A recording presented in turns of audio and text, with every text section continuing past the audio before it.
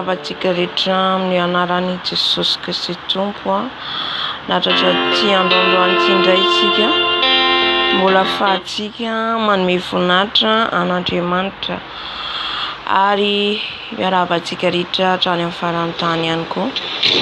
Alleluia.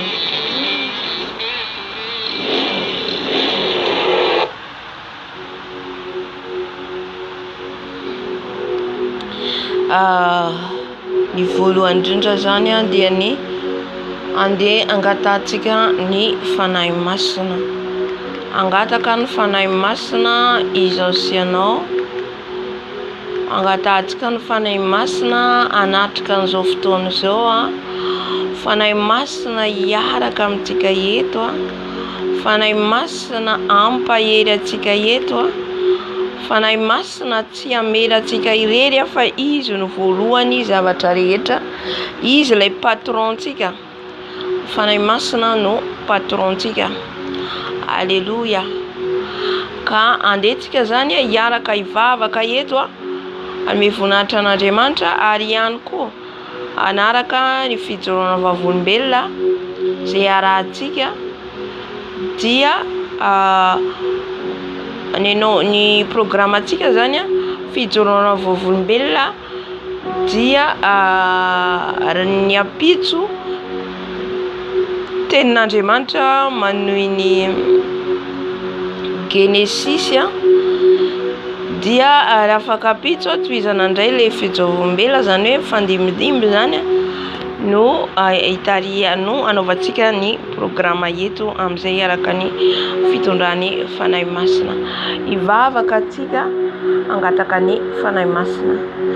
Fanahy masina midina manatrehana eto. Fanahy masina ilay namanay akaiky ianao. Fanahy masina avy midina manatrehanay. Fanahy masina midina manatrehanay. Manatre izao fotoana izao fanahy masina.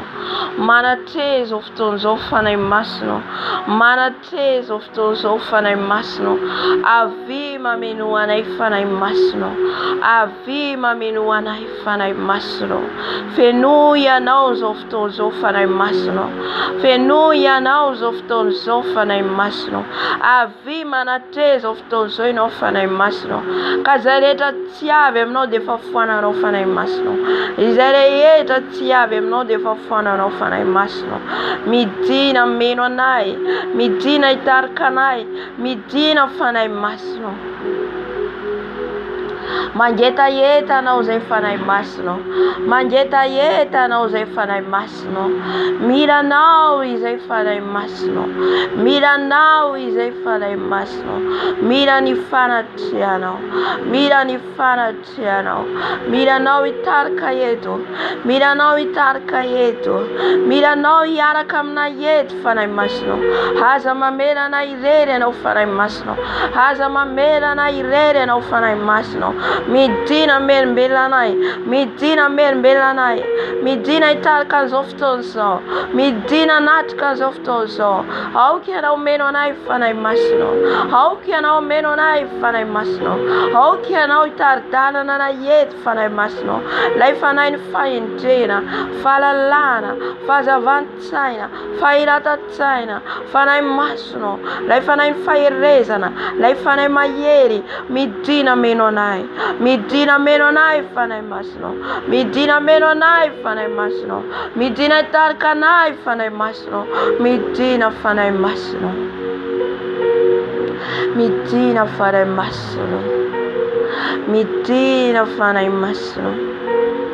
Midina meno anay fanahy masina. Midina meno anay fanahy masina. Midina melombelona anay fanahy masina. Feno ianao izao fotoana izao fanahy masina. Feno ianao izao fotoana izao fanahy masina. Feno ny fanatrehanao. Feno ny fanatrehanao. Feno ny fitarihanao. Mitarihanay fanahy masina. Mitarihanay fanahy masina. Mitarihanay fanahy masina. Miranao izay fanahy masina.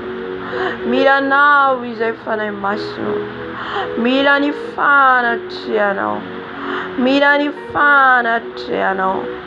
Mira anao izay fanahy masina. Aoka ianao meno anahy eto fanahy masina. Aoka ianao meno anahy eto fanahy masina. Aoka ianao meno anahy eto fanahy masina. Midina melombelanay. Midina melombelanay fanahy masina. Midina melombelanay fanahy masina. Midina hitarika anay fanahy masina. Midina fanahy masina. Midina fanahy masina. Midina meno an'izao toeran'izao. Foano ny tsy avy aminao rehetra. Foano ny tsy nambolenao rehetra fanahy masina. Aoka ianao hitaridarana. Aoka ianao hitaridarana fanahy masina. Tario amin'ny fahamarinanao izay. Tario amin'ny fahamasinanao izay. Mba ho velombelona. Araka ny sitraponao no tanteraka eto fanahy masina. Araka ny sitraponao no tanteraka eto fanahy masina. Ka midina fanahy masina. Midina fanahy masina. Midina fanahy masina. Midina meno anahy. Midina meno anahy. Midina hitarika anahy. Midina fanahy masina. Ianao no meno anahy eto fanahy masina. Ianao no meno anahy eto fanahy masina. Midina fanahy masina. Velombeloma izay. Velombeloma izay fanahy masina. Aoka ianao meno anahy. Aoka ianao meno anahy. Aoka ianao hitarika anahy. Midina fanahy masina. Midina fanahy masina. Midina fanahy masina. Midina fanahy masina. Midina fanahy masina. Hallelujah. Sotra fanahy masina. Sotra fa eto ianao. Sotra fa eto ianao anatrika an'izao fotoana izao. Ka izay rehetra ataona eto dia ho voninahitry ny anaranao. Izay rehetra ataona eto dia ho voninahitry ny anaranao. Avy fanahy masina. Avy fanahy masina. Avy fanahy masina. Avy ameno anay. Avy ameno anay. Avy fanahy masina. Avy fanahy masina. Velombeloma izay. Velombeloma izay. Izay rehetra tsy avy aminao foana. Izay rehetra tsy avy aminao foana. Alleluia. Amen, amen. Andeha hibebaka antsika amin'izao fotoana izao na antonan'i Jesosy. Hibebaka hifona eo aminy. Amin'izay rehetra nataontsika tsy mifanaraka amin'ny sitraponao. Amin'izay rehetra nataontsika ka nampalahelo ny fanahy masina. Andeha hifona antsika amin'ny Jesosy. Jesosy malalo. Manantona anao izay mibebaka ankehitriny. Manantona anao izay mifona ankehitriny. Mifona Jesosy. Satria mpanota tsy mendrika. Mifona Jesosy satria miovaova izay. Jesosy ny amin'ny fiteninay. Ny fieritreretanay. Dia miovaova izay Jesosy ao maha-olombelonanay. Jesosy maro be ny fahotana vitanay ka mampisaraka anay aminao zany. Efitra zany mampisaraka anay aminao. Jesosy mifony eto anaty anao. Mamindrafo amiko Jesosy. Mamindrafo amiko Jesosy. Mamelany heliko Jesosy. Ny amin'ny tsy famendrehako. Ny amin'ny fahotako. Jesosy inty aho mibebaka eto anaty anao. Inty aho mibebaka eto anaty anao. Ianao Jesosy ilay mpamindra fo sy mpamera heloka. Ianao Jesosy ilay mpamindra fo sy mpamera heloka. Mifona Jesosy ny amin'ny toe-poko, ny amin'ny toe-panako. Mibebaka eto anaty anao. Mamindrafo amiko Jesosy. Mamindrafo amiko Jesosy. Mamelany heliko Jesosy. Mpanota tsy mendrika aho Jesosy. Mpanota tsy mendrika aho Jesosy. Ianao Jesosy izay mpiaino ny mpanota Jesosy. Miaino ny fifonanay. Satria izay raha miteny hoe fa marina sy masina dia mandainga eo anoloanao. Ka mifona Jesosy mamelany heliko. Mifona Jesosy ny amin'ny toe-poko. Amboary foana Jesosy. Anary foana Jesosy. Jesosy mifony eto anaty anao. Mifono eto anaty anao Jesosy. Mifono eto anaty anao Jesosy. Mamindrafo amiko Jesosy. Mamelany heliko Jesosy. Ny amin'ny tsy famindriako, ny amin'ny lotoko, ny amin'ny fijeriko, ny amin'ny fiteniko, ny amin'ny fandrenesako, ifonako eto anaty anao zany Jesosy. Ifonako eto anaty anao Dada malala. Mifona Jesosy. Aoka ny anaranao no isandatra Jesosy malala. Za hietry ambany ambany Jesosy. Hietry ambany tongotrao Dada malala. Koa diovy Jesosy ny tenako manontolo. Diovy Jesosy ny foko manontolo. Diovy Jesosy ny fisairako manontolo. Jesosy mamindrafo. Jesosy mamelany heliko. Mamelany heliko Jesosy. Mamindrafo amiko. Mamindrafo amiko Jesosy. Meu toe-po madio, meu fisairana madio, meu fetreretana madio. Jesosy amboary foana, amboary foana Jesosy. Amin'izay rehetra ataoko, amin'izay rehetra alehako, amin'ny toerana misy ahy, n'aiza n'aiza Jesosy. Mba ho fahazavana, mba ho modely, ka ny anananao foana ny sandratra, ny anananao foana ny sandratra Jesosy. Enoy ny fifonanay, enoy ny fimebana Jesosy amin'ny androany ity. Satria izay dia maloto, satria izay Jesosy dia maloto. Tsy mendrika na ny antsony anananao, tsy mendrika na ny antsony anananao. Mamindrafo Jesosy, mamindrafo Jesosy. Kariboshi barikote abakari kote kupata. Ye karibashi bakata bakeri boshi bakata. Ora bashika bakata bakata bakata. Ora baba baba baba baba. Yari.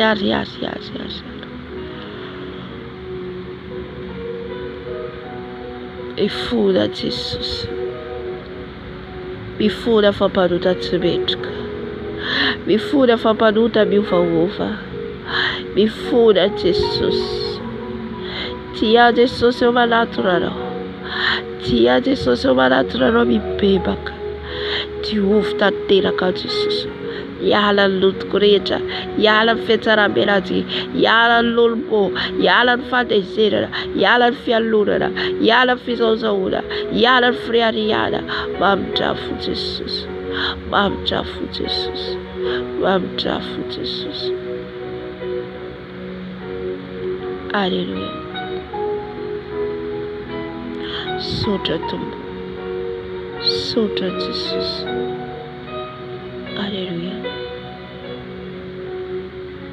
Amin'izao fotoana izao tika andeha tika angataka ny rano Jesosy.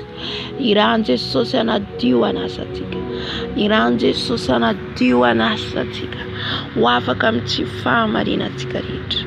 Ho afaka amin'ny lotontsika rehetra. Ny rano Jesosy reriano afaka manadio antsika. Ny rano Jesosy reriano afaka manadio antsika ry havana. Ko angatao ny rano Jesosy. Jesosy diovy amin'ny ranao ao. Jesosy ny ranao Jesosy anadio angatsakatsaka ny tenako. Ny ranao Jesosy anadio angatsakatsaka ny tenako. Diovy amin'ny ranao Jesosy ny lelako. Diovy amin'ny ranao Jesosy ny foko. Diovy amin'ny ranao Jesosy ny fisainako. Diovy amin'ny ranao Jesosy ny fetreretako. Diovy amin'ny ranao ny sofiko. Diovy amin'ny ranao ny tanako. Diovy amin'ny ranao Jesosy ny tongotro. Ny ranao Jesosy anadio. Ny ranao Jesosy anasa. Ny ranao Jesosy diovy afakeloko afampahotana. Diovy amin'ny ranao Jesosy. Ny ranao Jesosy anasa motsy angatsakatsaka. Ny ranao Jesosy anadio Jesosy. Ny fieritreretako, ny fiteliko. Diovy amin'ny ranao Jesosy. Sasao amin'ny ranao a Jesosy. Ny ranao anadio. Ny ranao anasa. Afao amin'ny lotoko a Jesosy. Afao amin'ny lotoko a Jesosy.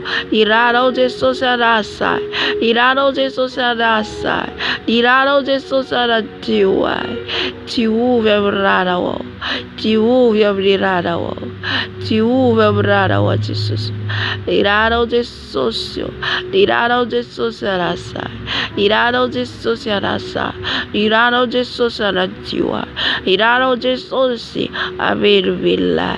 Tiuvia Bradawo, Tiuvia Bradawo, Tiuvia Bradawo, Sasawa Bradawo, Sasawa Bradawo, Jesus. Irada wada tiwa, Irada wada sai, Irada Belbilla, Sasawa Bradawo, Jesus. Sasawa Bradawo, Jesus. Tiuvia Bradawo, Jesus. Tiuvia Jesus. Tiuvia Jesus. Sasawa Jesus. Sasawa Jesus. Irada wadasa. Abuja kata karado. Aradiuba kata karado. Adasa kata karado. Tiuvia Jesus abrirado. Tiuvia Jesus abrirado. Tiuvia Jesus sasawa abrirado. Irado Jesus aradiuarasa. Irado Jesus aradiuarasa. Tiuvia abrado de fugo. Tiuvia abrado fisero. Tiuvia abrado feterito. Tiuvia abrado de lelaco. Tiuvia abrado de sofco. Tiuvia abrado de basco. Tiuvia abrado feteritaco. Tiuvia abrado de fugo. Tiuvia abrado de fugo. Tiuvia abrado de fugo, Jesus. Adieu. Adieu de fugo. Adieu de fugo. Aleluia. Aleluia. Sutra Jesus. Usutritika Jesus. Aleluia. Sutrikurira Jesus. Sutrikurira Jesus. Sutrikurira adasa di fadaco. Ara di fadaco. Di pet data fita di fadaco. Jesus. Sutrikurira. Sutrikurira. Sutrikurira. Sutrikurira. Ara pet rarita. Ara pet rarita. Sutrikurira. Sutrikurira. Sutrikurira. Sutrikurira. Sasakurirado, irado de soso sasaiko, irado de soso ijuvaco, irado de soso do sutrico, sutrico raje sosi, sutrico raje sosi, raje sos sutrico, bata iwa sereta stadit kuje soso, sutrico raje sosi, satiero de papa tiai, sutrico raje sosi, sutrico raje sosi, sutrico raje sosi, sutrico raje sosi, sutrico raje sosi, raje sos sutrico, raje sos sutrico, raje sos sutrico, raje sos sutrico, raje sos sutrico, raje sos sutrico, raje sos sutrico, raje sos sutrico, raje sos sutrico, raje sos sutrico, raje sos sutrico, raje sos sutrico, raje sos sutrico, sutrico raro Jesus, sutrico raro Jesus, sutrico raro Jesus, sutrico raro Jesus, sutrico raro Jesus, sutrico raro Jesus, sutrico raro Jesus, sutrico raro Jesus, raro Jesus sutrico, raro Jesus sutrico, raro Jesus sutrico, raro Jesus sutrico, raro Jesus sutrico, raro Jesus sutrico, sutrico di raro Jesus, sutrico di raro Jesus, sutrico di raro Jesus, raro Jesus sutrico, di raro Jesus sutrico, di raro Jesus sutrico, di raro Jesus sutrico, vara giuri fadaco, vara giuri fadaco, vara giuri fadaco, vara giuri fadaco, sutrico raje sosi, sutrico raje sosi, sutrico raje sosi, sutrico raje sosi, sutrico raje sosi, sutrico raje sosi, raje sos sutrico, raje sos sutrico, raje sos sutrico, raje sos sutrico, raje sos sutrico, raje sos sutrico, raje sos sutrico, raje sos sutrico, raje sos sutrico, raje sos sutrico, sotroiko raha Jesosy, sotroiko raha Jesosy, mampatsiahy izay rehetra tsy tadidiko, mampatsiahy izay rehetra tsy tadidiko, sotroiko raha Jesosy, sotroiko raha Jesosy, sotroiko raha Jesosy, ikorina amin'ny tenako manontolo, sotroiko raha Jesosy, sotroiko raha Jesosy, irarao Jesosy sotroiko, ararao Jesosy sotroiko, ararao Jesosy sotroiko, ararao Jesosy sotroiko, ararao Jesosy sotroiko, ararao Jesosy sotroiko, ararao Jesosy sotroiko, ararao Jesosy sotroiko.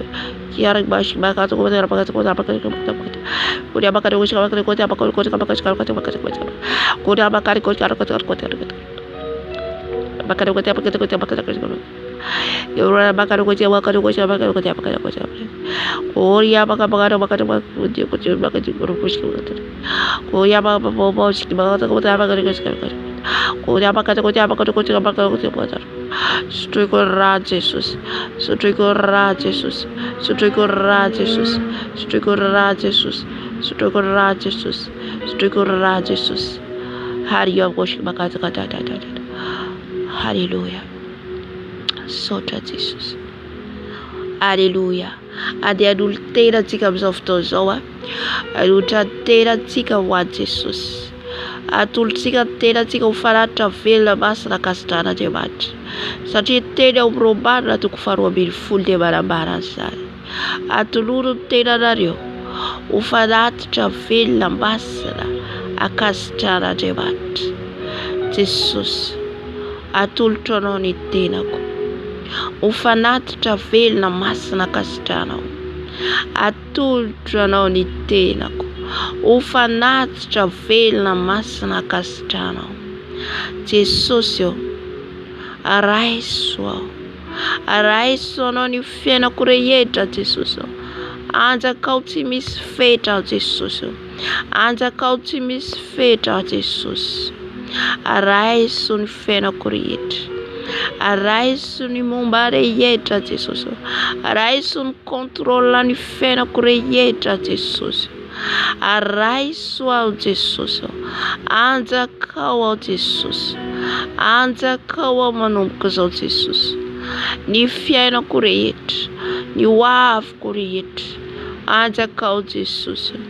Izay rehetra omanina ho ahy Jesosy, dia manomana zavatra tsara ho ahy ianao Jesosy. Manjaka ianao, manjaka ianao Dada, manjaka ato anatiko ianao, manjaka amin'ny fisainako ianao, manjaka amin'ny foko ianao, manjaka amin'ny fieritreretako ianao, manjaka amin'ny lelako ianao, manjaka amin'ny masoko ianao. Fa rehefa ianao no manjaka dia miova ny zavatra rehetra, miova ny zavatra rehetra. Manjaka Dada malalo, manjaka Dada malalo, manjaka amin'izao toerana izao, manjaka amin'izao sainao itiby izao, manjaka fanahy masina, manjaka fanahy masina. Aoka ianao no anjaka, aoka ianao no anjaka, aoka ianao no hitarika, aoka ianao no ampahery. Manjaka Dado, manjaka Dado, manjaka Dado. Anjakao ao Jesosy, anjakao ao Jesosy, anjakao ao Jesosy.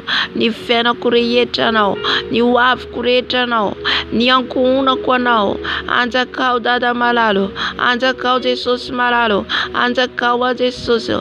Ny fiainako rehetra anao, ny hoaviko rehetra, anjakao Jesosy izao tokantrano izao, anjakao Jesosy ny asako, anjakao Jesosy ny volako, ny manodidina ahy, amin'izay rehetra ataoko, amin'izay rehetra alehako, anjakao Jesosy, anjakao Jesosy, anjakao ao satria tempolinao a Jesosy, tempolinao a Jesosy, tempolinao a Jesosy. Hallelujah, hallelujah. Amin'izao fotoana izao tsika angataka ny fanahy masina, efa manatrika tsika ny fanahy masina satria tamin'ny voalohany tsika dia efa niantso azy dia efa eo izy. Vao nanomboka ny fotoana dia niantso azy isika. Anatrika ny fotoana izay ataontsika eto, anatrika ny fotoana izay ataontsika eto. fanahy masina. Midina satria anao no patronko fanahy masina. Fanahy masina ianao no lehibeko. Fanahy masina ianao no mpampianatra tsara indrindra. Fanahy masina ianao no mampalala zava-miafina. Fanahy masina mila anao izay. Fanahy masina mila anao izay. Fanahy masina mila anao izay. Fanahy masina mila anao izay. Midina fanahy masina. Midina fanahy masina. Midina fanahy masina. Ameno ny fonay, ameno ny fisainanay, ameno ny fietreretanay, ameno ny lenanay. Fanahy masina midina. Aoka ny afinao iredareda, aoka ny afinao iredareda, aoka ianao iredareda eto fanahy masina. Aoka ny afinao meno anay eto fanahy masina. Midina fanahy masina. Midina fanahy masina. Midina fanahy masina. Maratrea fanahy masina. Maratrea fanahy masina. Midina itoetra aminay fanahy masina.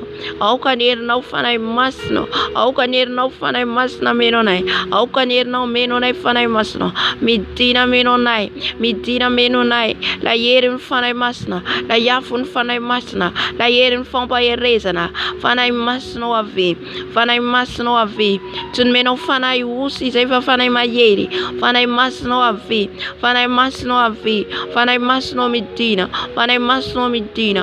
Fanahy masina midina. Manateza ao fotoana izao. Manateza ao fotoana izao. Kariabaseka rabababa. Yakaribaskarabosheka rabababa.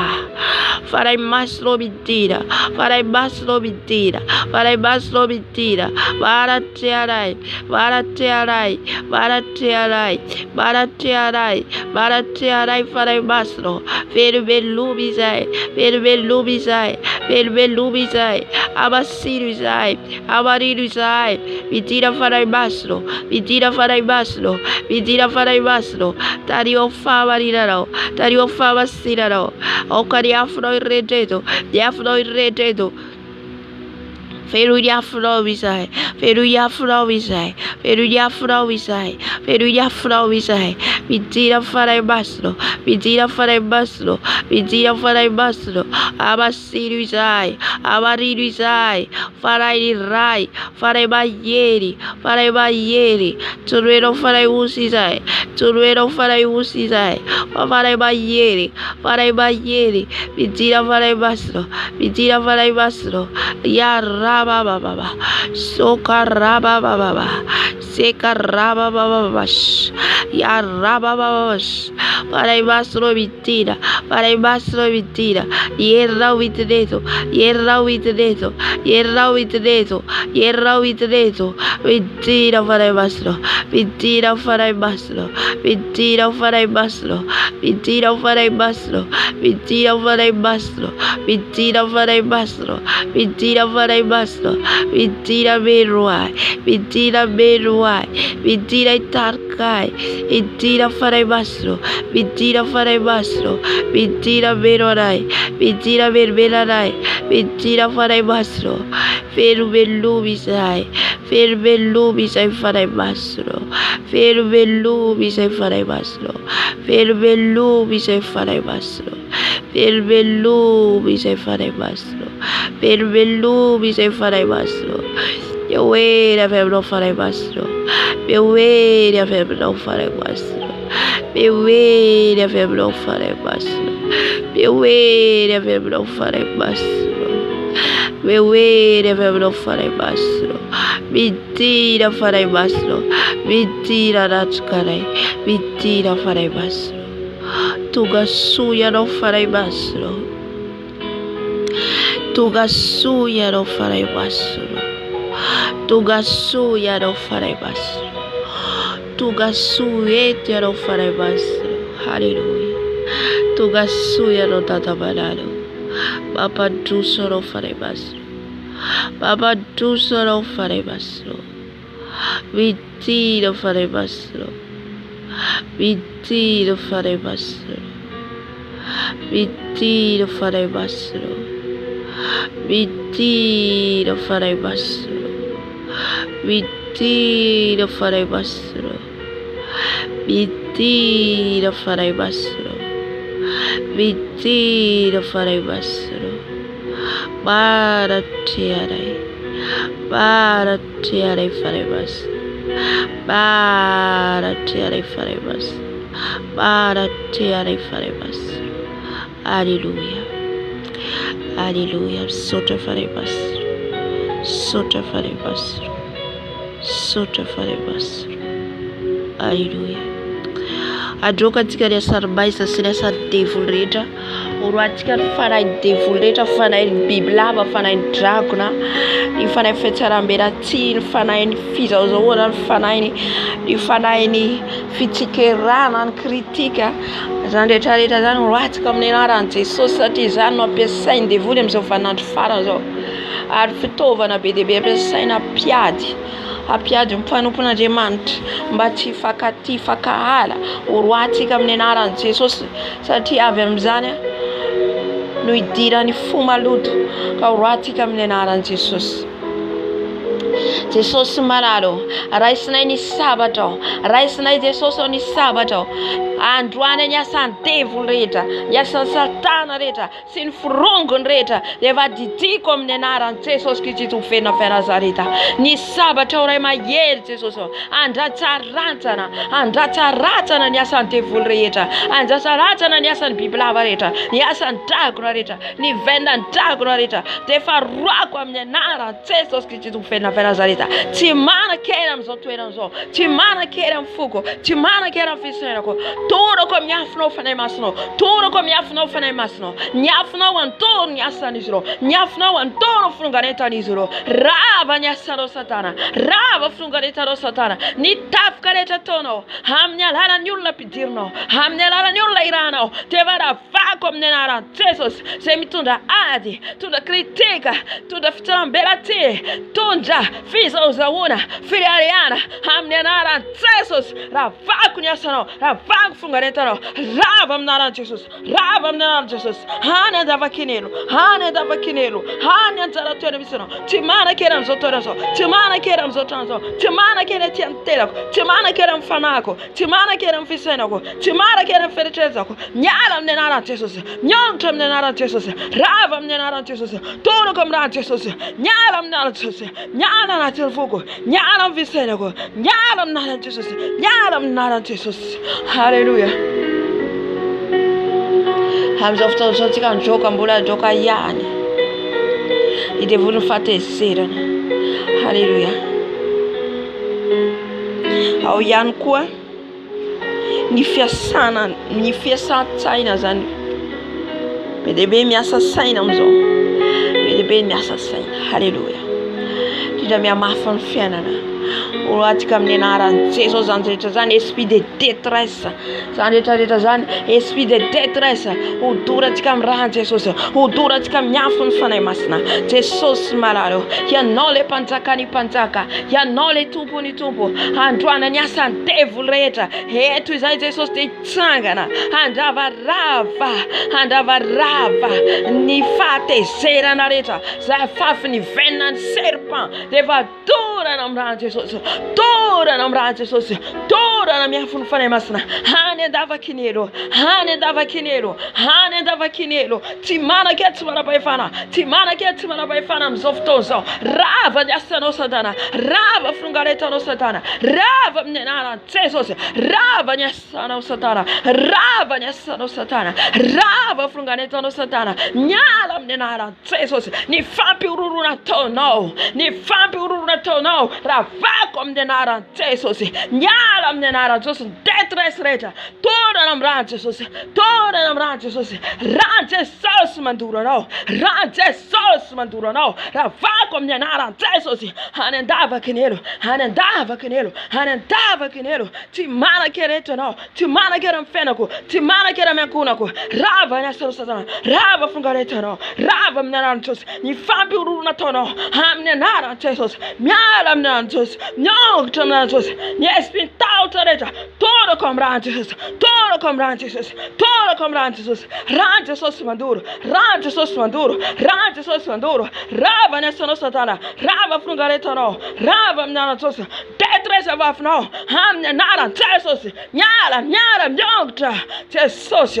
Ny fanainao mahery no hidinay lay fanay mifampaherezana no hidinay Halleluja. Oria skara baba shira sotra fanay masina.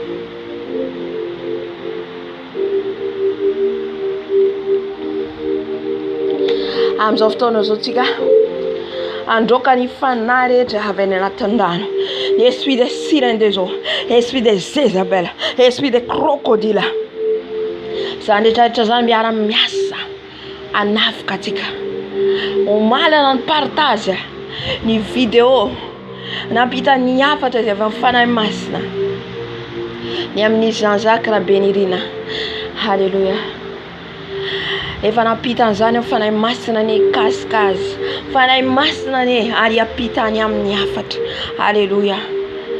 Satria tsy tonga ho azy ny hafatra ny fanahy masina. Halleluja. Ny ariva devolina nafika, lay devolina nafika. Halleluja. Tezitra lay devoly. Halleluja. Tsika dia tsy miady amin'ny nofo amandra, fa miady amin'ny fanahy ratsy eny amin'ny rivotra. Tsy mora ny ady hatrehintsika, tsy mora satria tsy hafaly azy mihitsy no hitondranao afatra mpibebaka olona anankiray. Tsy mahafaly ny Satana zany. Halleluja. Kanefa kosa voninahitra Jesosy dia tsy maintsy ataonao zany. Fa tena hitako mihitsy ilay devoly tonga. Halleluja. Niady amiko, niady tamin'ny devoly mihitsy aho maly. Halleluja. Jesosy voninjeo ny fanahiko. Halleluja. Fa Jesosy tsika mahery. Halleluja. Ka amin'izao fotoana izao tsika androka ny esprit de sirène de zo, ny esprit zazavavindrano, satria tsy tian'izy ireo ambara ny marina, tsy tian'izy ireo ambara indrindra ny olona zay azy, tsy tian'ny olona hibebaka. Halleluja. Jesosy malalo. Ny herin'ny fanainao masina ny androka, ny fanahy ny zazavavindrano, ny esprit ny zazavavindrano, ny fanahy ny crocodile. Halleluja. Ny fanahy ny Jézabel, ny fanahy ny sirène de zo, ny fanahy avy any anaty rano rehetra, ny reine de la côte zay manafika amin'ny anaran'i Jesosy. Ravako amin'ny anaran'i Jesosy. Rava amin'ny anaran'i Jesosy. Toroko miafo ny fanahy masina. Hafo ny fanahy masina mandoro. Zay rehetra tafika ataonareo. Ravako amin'ny anaran'i Jesosy. Rava ny asanareo. Rava fironganetanareo. Rava amin'ny anaran'i Jesosy. Torana amin'ny ran'i Jesosy. Ran'i Jesosy mandoro anareo. Any andavakinelo. Tsy manake tsy manam-pahefana aminay. Halleluja. Ny herinao fanahy masina hidina. Ny herinao fanahy masina andoro ny asan'izy ireo. Andoro ny fironganetan'izy ireo. Andoro ny tafika ataon'izy ireo. Andoro ny lelan'izy ireo. Andoro ny tany rehetra voakan'izy ireo. Rava amin'ny anaran'i Jesosy. Niza Jesosy. No ampiasain'izy ireo. Ny sorcier rehetra, franc-maçonnerie rehetra, illuminati rehetra. Rava amin'ny anaran'i Jesosy. Niasanareo. Fironganetanareo. Halleluja. Fitaratra rehetra jerenareo. Ran'i Jesosy mandoro an'izany. Ary ny tetikady homaninareo. Ny tetikady sy ny programa ataonareo. Rava amin'ny anaran'i Jesosy. Ny tena loka ny vavanareo. Tena fampiororona alefanareo. Rava amin'ny anaran'i Jesosy. Ny teny esy fanenjena rehetra. Ravako amin'ny anaran'i Jesosy. Rava amin'ny anaran'i Jesosy. Araka ny tenin'Andriamanitra. Zay voalaza Misaia. Toko fa 4:12. Halleluja. Ny lela rehetra zay miady anareo dia tsisy ambinina. Halleluja. Fa oresenareo lahatra. Halleluja.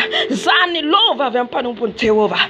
Amin'ny anaran'i Jesosy Kristy velona venazority. Ravako ny tena rehetra loka ny vavanareo. Ny fanenjena ataonareo. Rava amin'ny anaran'i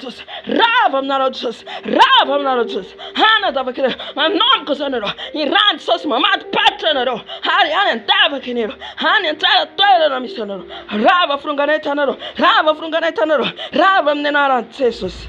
Baskera baba. Hera basekaria baba baba. Hosanna,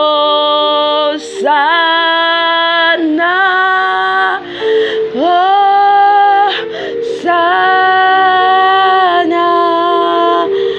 Hosanna,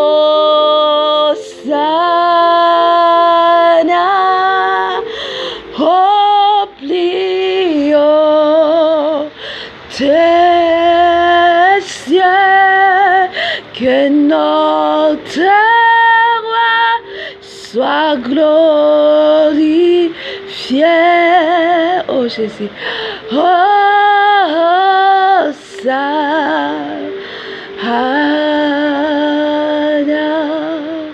Teran Jesosy tika itra fiderana tsika zay zany raha taken'ny fanahy masina. Halleluja. Hosanna, Hosanna, Hosanna miafy indrindra. Hosanna, Hosanna ho an'ilay zanaky Davida. Saotra Jesosy, sambatra izay manana anao.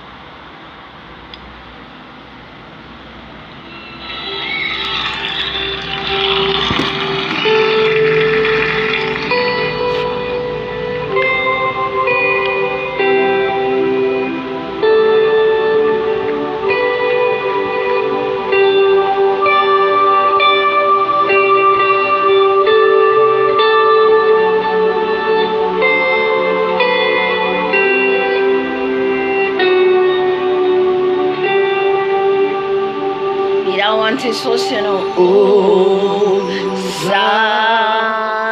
Hosanna, au plus haut des cieux, que notre roi soit glorifié.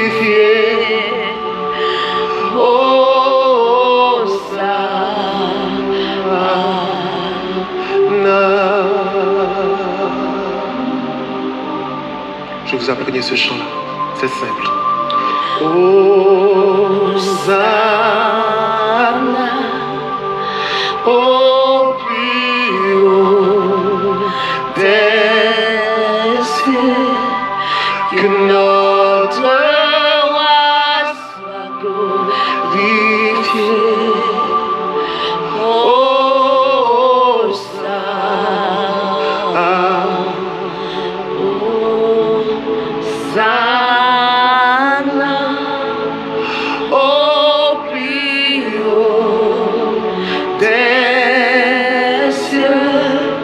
Que notre roi soit glorifié. Hosanna,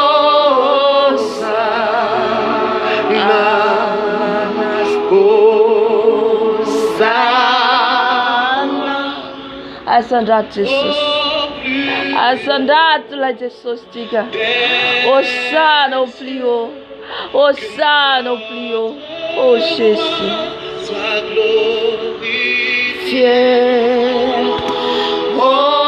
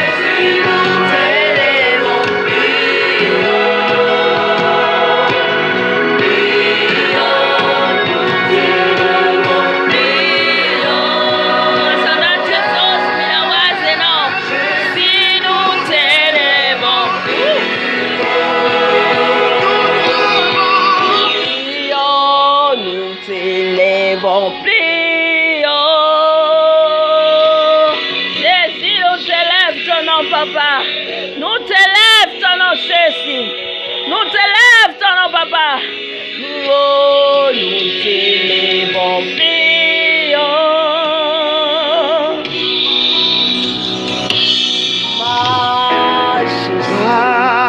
Majesté. Yes. À lui la majesté. À Jésus soit louange, honneur et gloire.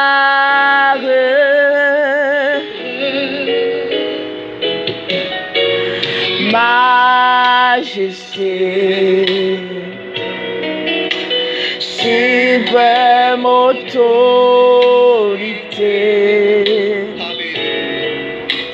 Dieu du ciel, son règne vient sur tous les cieux. Que ton règne vienne, Seigneur Jésus. Oh, en ta cause des sociaux, en ta cause d'identité sociaux, pour tout God Fantacano Dado. Mutunga Fantacano Titanity des sociaux. Yanore majesté, yanore my Salvatore eto des sociaux. Sei koto dera watao. Hallelujah.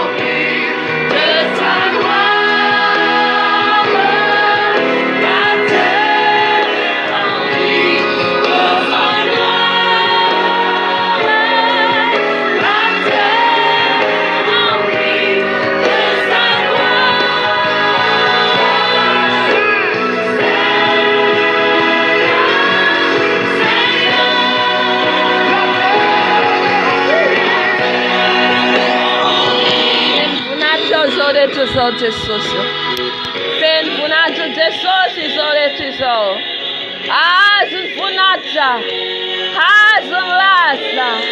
Azi sole te so. Azi sole te so usizi. Aida tali Salvatoreta. Aida ma pisum timisi. Hallelujah. Seigneur.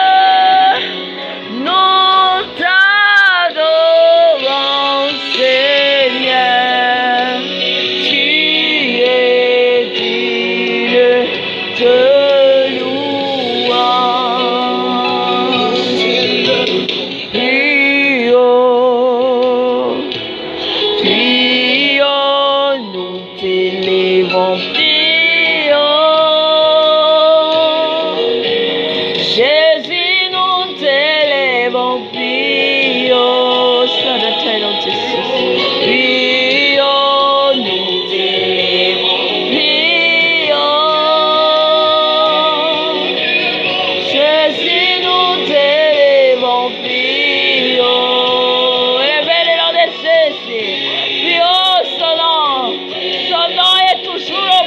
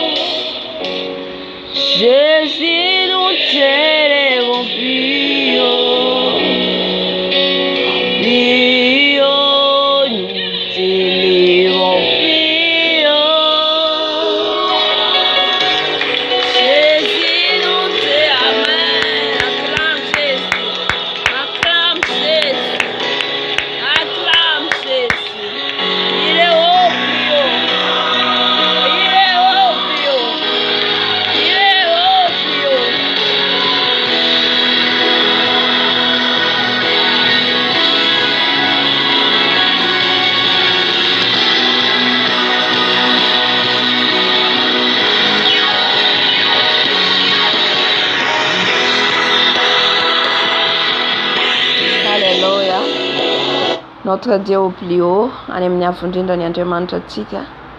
Amen. Narakira anankiray tsika dia miditra amin'ny fijoroana vavolombelona.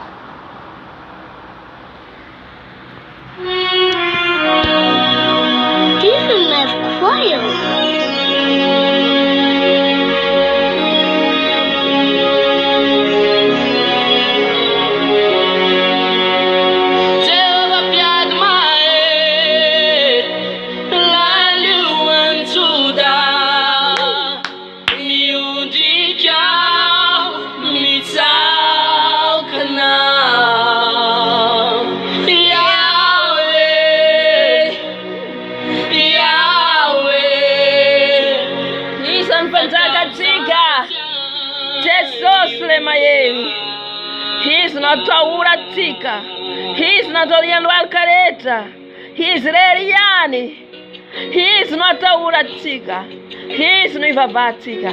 Rehefa mitery izy dia miaino azitsika, rehefa mitery izy dia manaraka azy isika. Halleluja. Halleluja. Yahweh, Yahweh, Yahweh, Yahweh.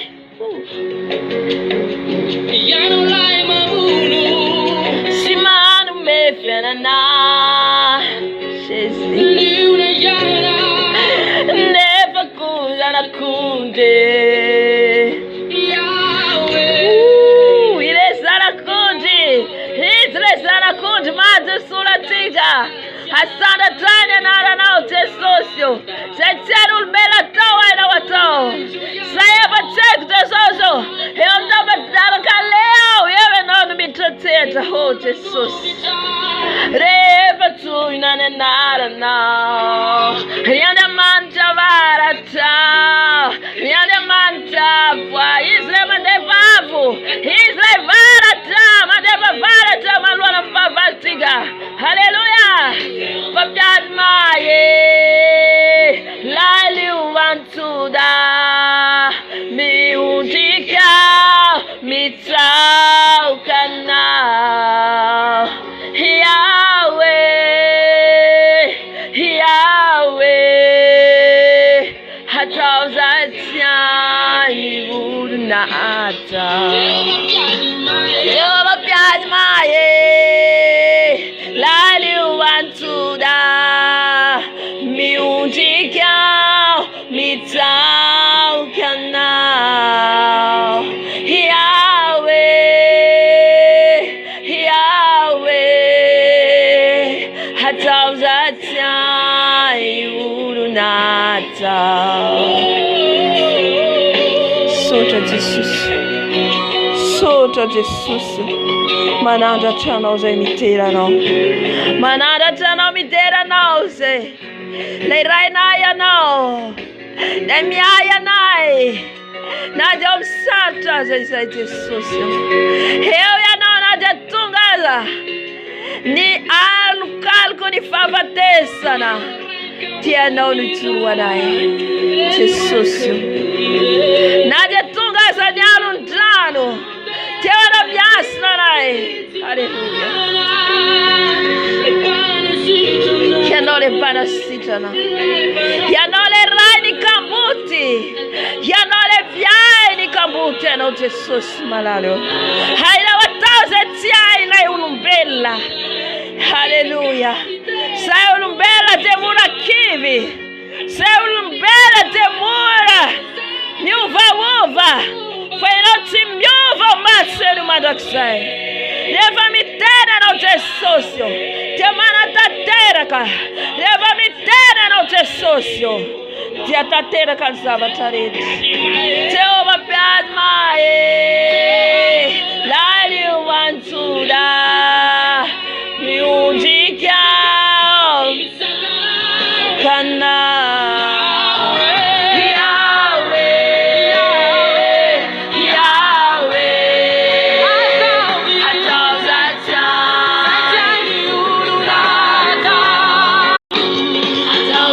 Atauzatyani urunata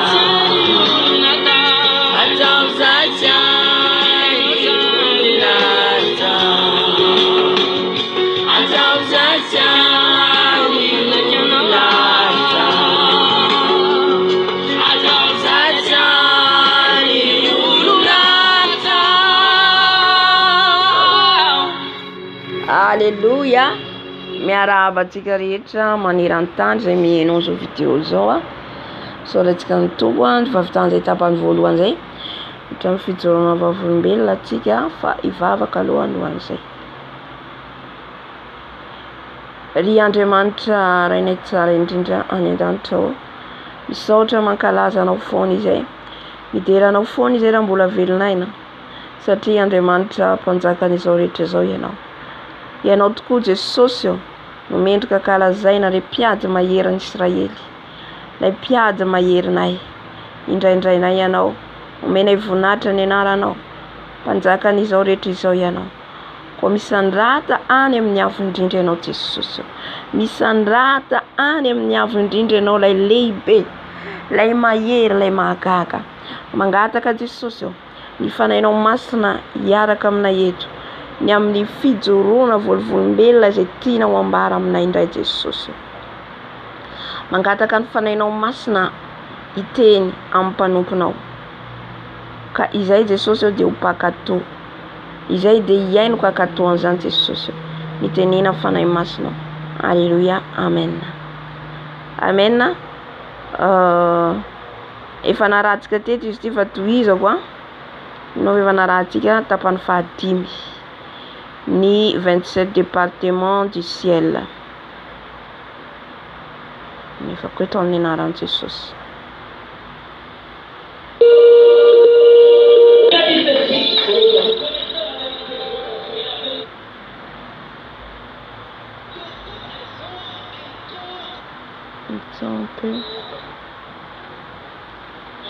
Le corps humain que j'avais, je ne pouvais pas accéder dans le royaume. Balobaki na nzoto abo.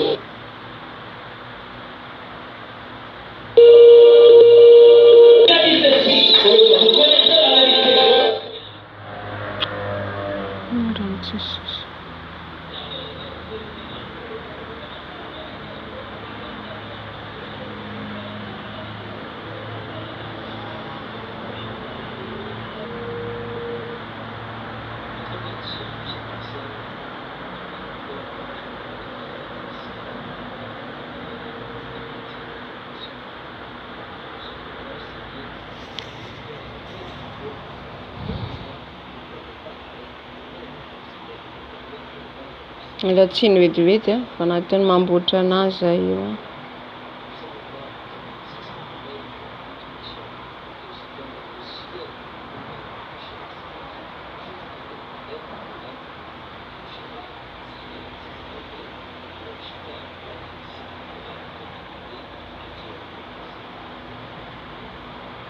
Zany hoe naraka témoignage foana aloha tsika maka aina kely a.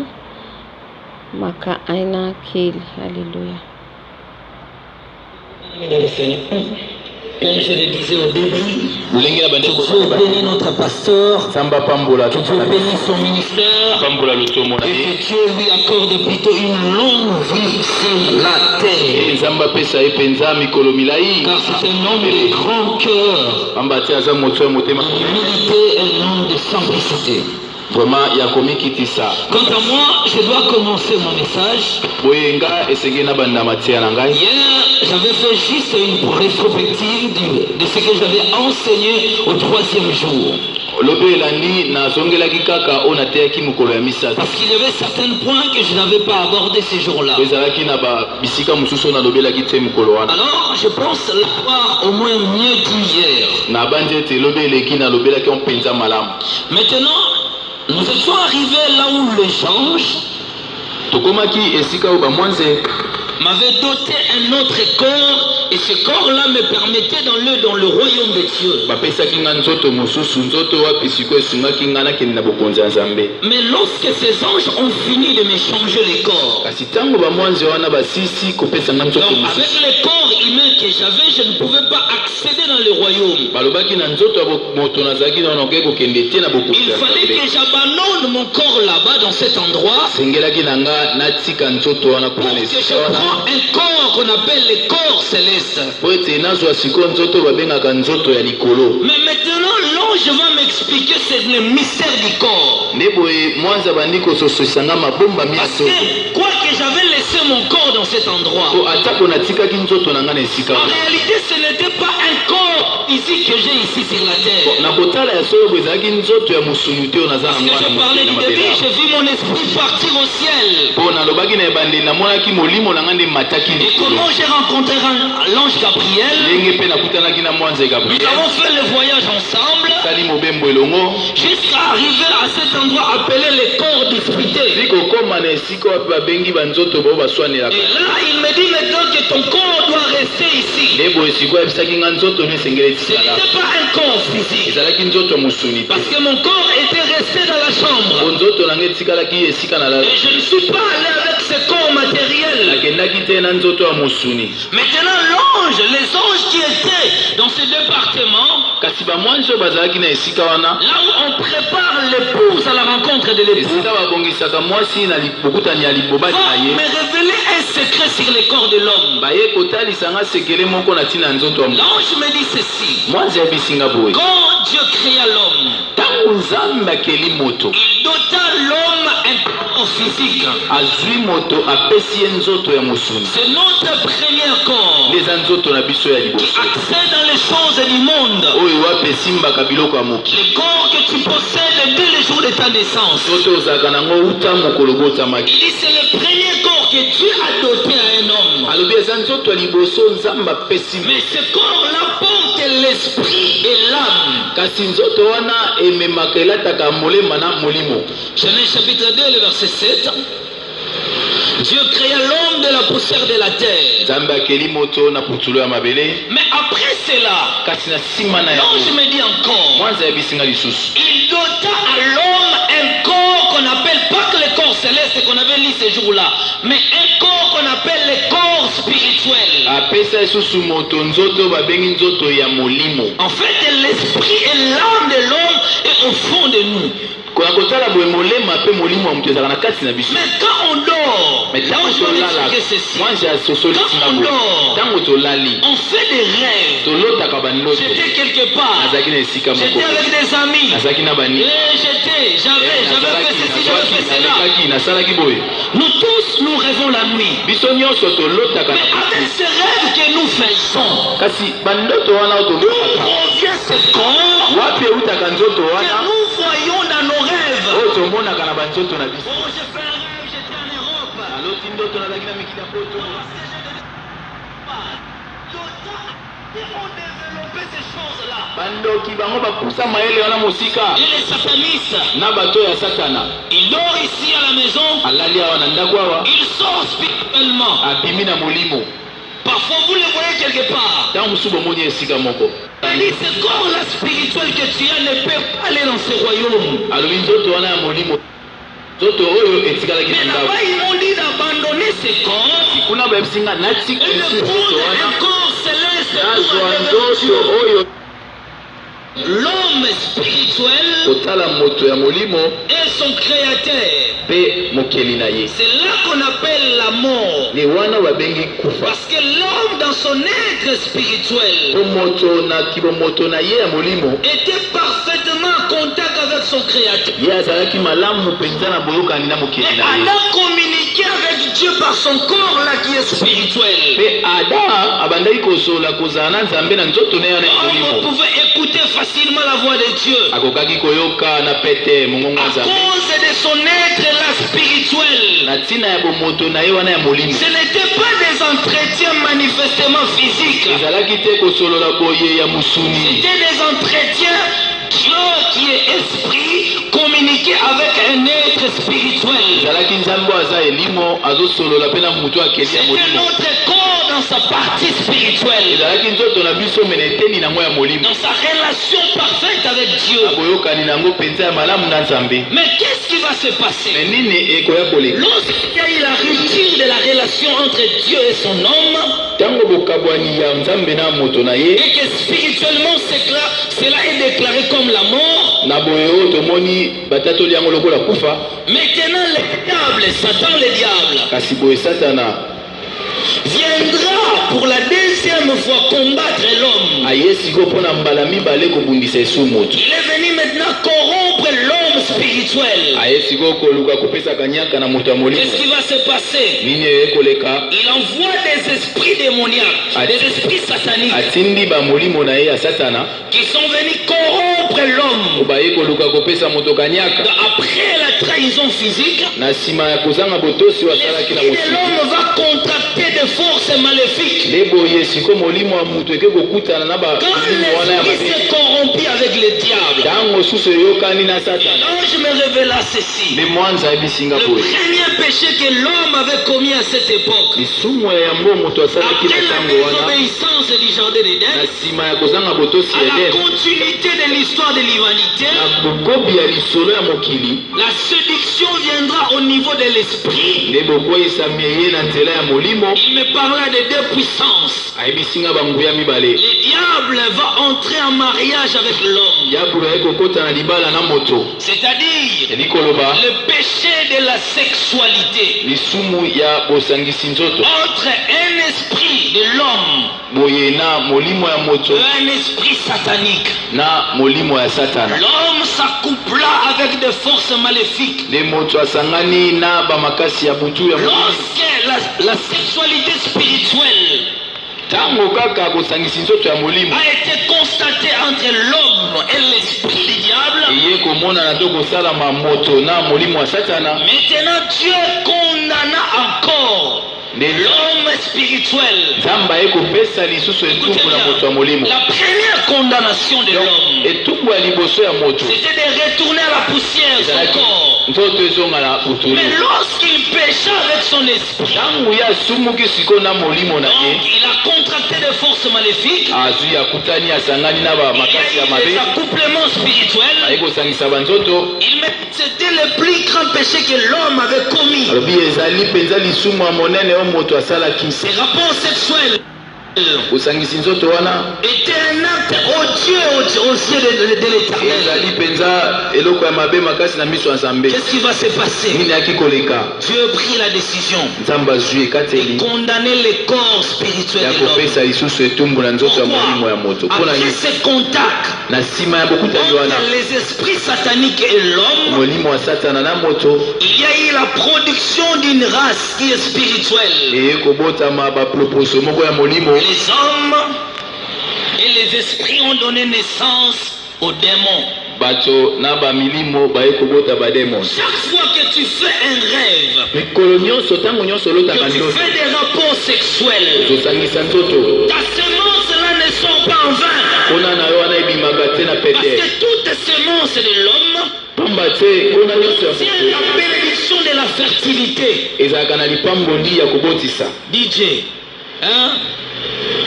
DJ, quand vous changez les sons, moi aussi j'oublie ce que je parle.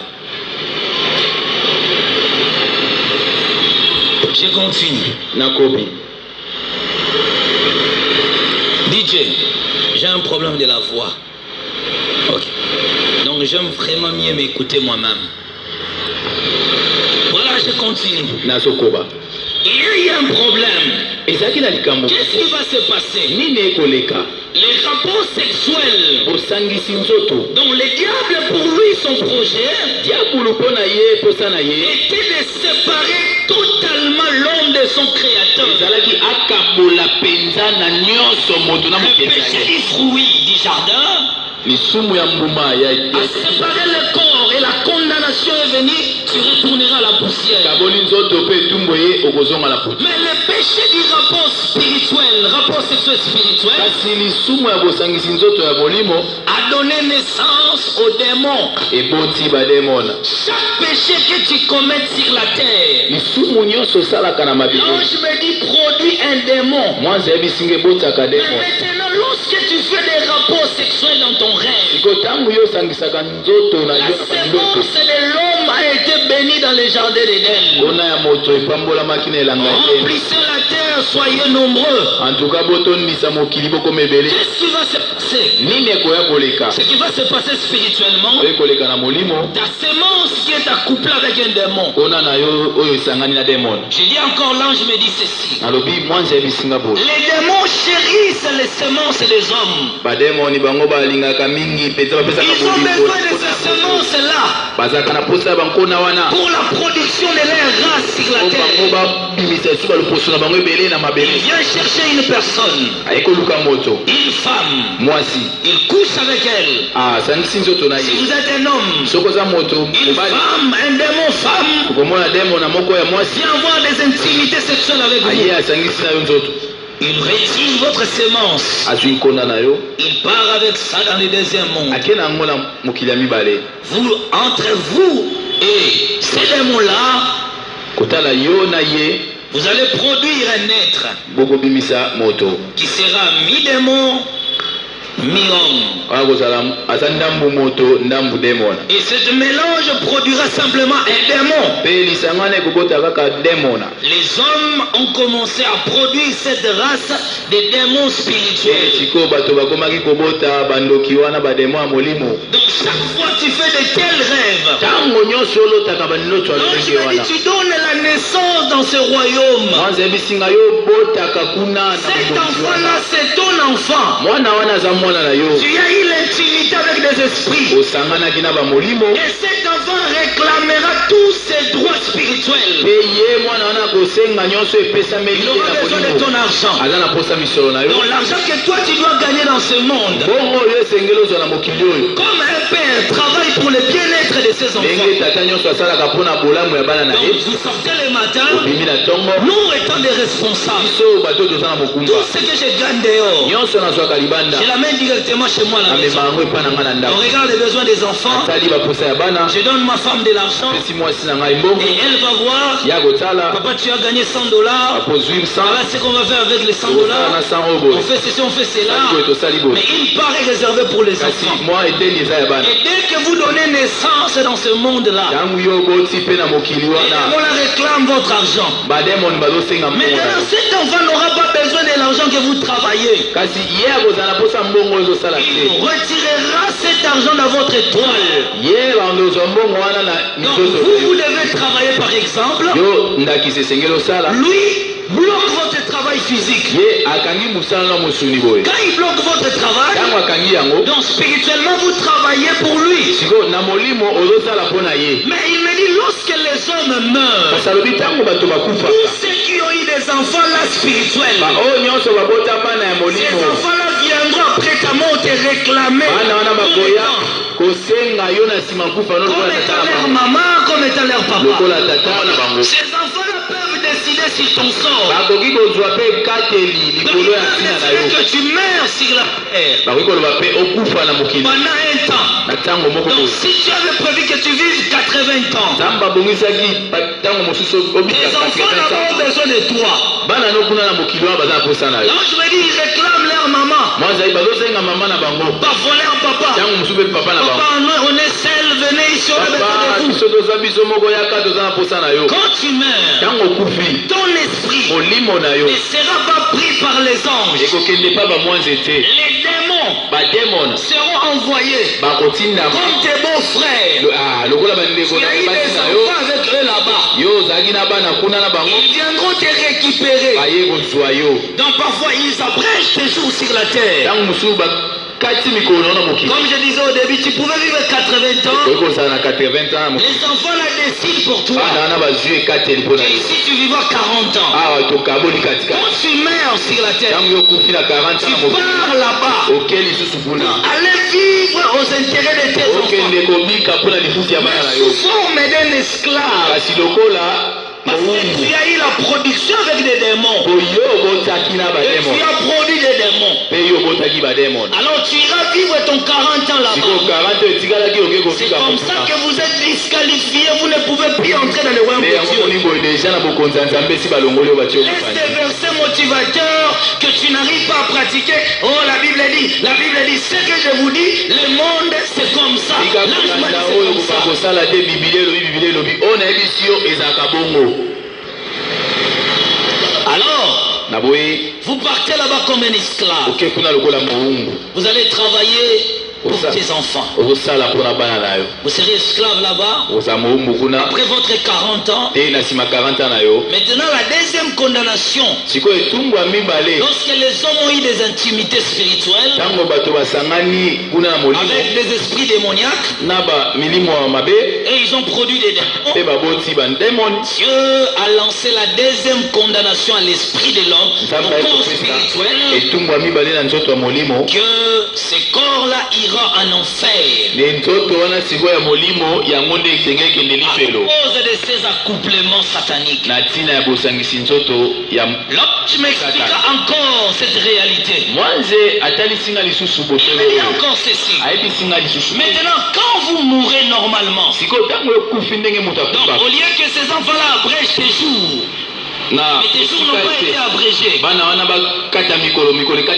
tu as parfaitement achevé tes jours sur la terre. Quand tu meurs, la délégation des enfants que tu as produit là-bas viennent réclamer ton âme. Comme eux sont des démons, toi tu t'es accouplé avec leur maman, tu fais appartenir à leur royaume. Là, il me dit encore, vous êtes disqualifiés. Dieu ne vous prendra pas. C'est une abomination aux yeux de l'Éternel d'avoir ces accouplements spirituels. Là où il faut lancer votre offensif contre les puissances sataniques, c'est dans de tels rapports spirituels, des rapports sexuels. Parce que les enfants te réclament.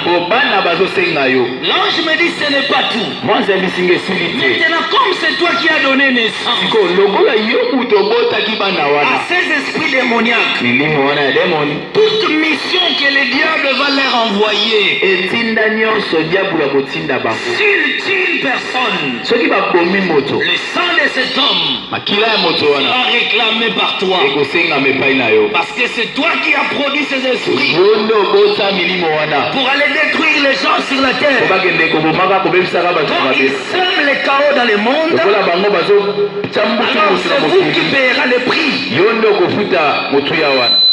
Amen.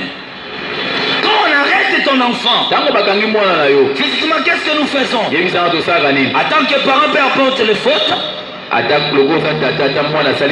vous irez vous-même. Vous allez poser la question, quelles sont ces infractions?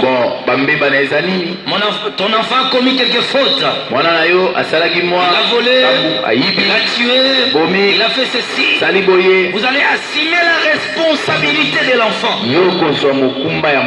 Mais dans le monde de Dieu, l'ange me dit, Dieu réclamera le sang des innocents entre vos mains. Il me dit maintenant, ce corps-là, depuis son première intimité sexuelle avec les esprits, Dieu a maudit, a déclaré la condamnation à notre corps spirituel. Comme je l'ai dit, ce corps-là ne peut pas aller au ciel. Et cela est appelé le corps du péché. On l'appelle le corps du péché à cause de son intimité. La Bible nous donne juste l'idée de ce que je suis en train de dire. Lisez Genèse chapitre 6, le verset 5.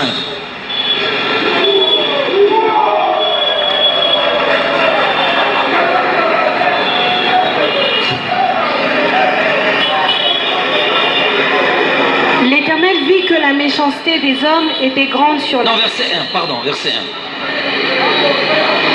1. Lorsque les hommes eurent commencé à se multiplier sur la face de la terre, et que des filles leur furent nées, les fils de Dieu virent que les filles des hommes étaient belles, et ils en prirent pour femmes parmi toutes celles qu'ils choisirent. Alors l'Éternel dit, mon esprit ne restera pas à toujours dans l'homme. Merci beaucoup, merci beaucoup. Voilà, bien aimé, ce qui s'est passé. Le premier péché, c'était la désobéissance. Après, Comme la désobéissance a amené la condamnation du corps de l'homme, non, je me dis que Dieu n'avait pas prononcé la sentence d'une condamnation éternelle avec les corps. Non, avec les corps spirituels. La séparation était avec les corps physiques de l'homme. La sexualité a attiré la deuxième condamnation. Depuis ce jour-là, Dieu a rejeté les corps spirituels de l'homme. L'ange m'expliqua parce que je ne comprenais pas. Il dit ceci: lorsqu'un sorcier tue quelqu'un et que vous dites que cet homme a été mangé par les sorciers, est-ce qu'ils ont mangé son corps physique? Mais c'est pas son corps qui sera enterré. Il mange quoi? Il mange le corps là spirituel. Mais il ne mange pas son âme et son esprit. Parce que cela doit aller à son jugement. Il mange ce corps là spirituel. Quand il tue ton esprit, il tue plutôt les corps spirituels. Alors tu meurs physiquement. Il prépare quelque chose contre toi. Il lance une maladie dans ton corps spirituel. Cette maladie est maintenant physique avec ton corps physique. Donc tout se passe avec ton être spirituel. Le diable a maintenant lancé nos corps spirituels à des activités maléfiques. C'est le sort de la condamnation des hommes. Alors il me dit ceci: quand un homme reçoit le Seigneur Jésus-Christ, Dieu rejette tous les deux corps. Le corps physique, ton corps spirituel. Il va te doter d'un corps qu'on appelle le corps céleste. Reprenons aujourd'hui la lecture. 1 Corinthiens chapitre 15, le verset 40.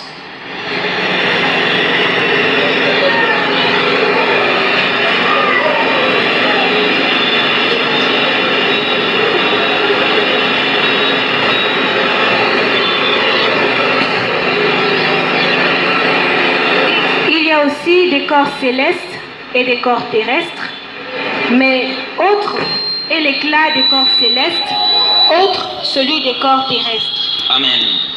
Voilà, maintenant il me dit ceci: tout homme sur la terre doit maintenant chercher un corps qui est céleste.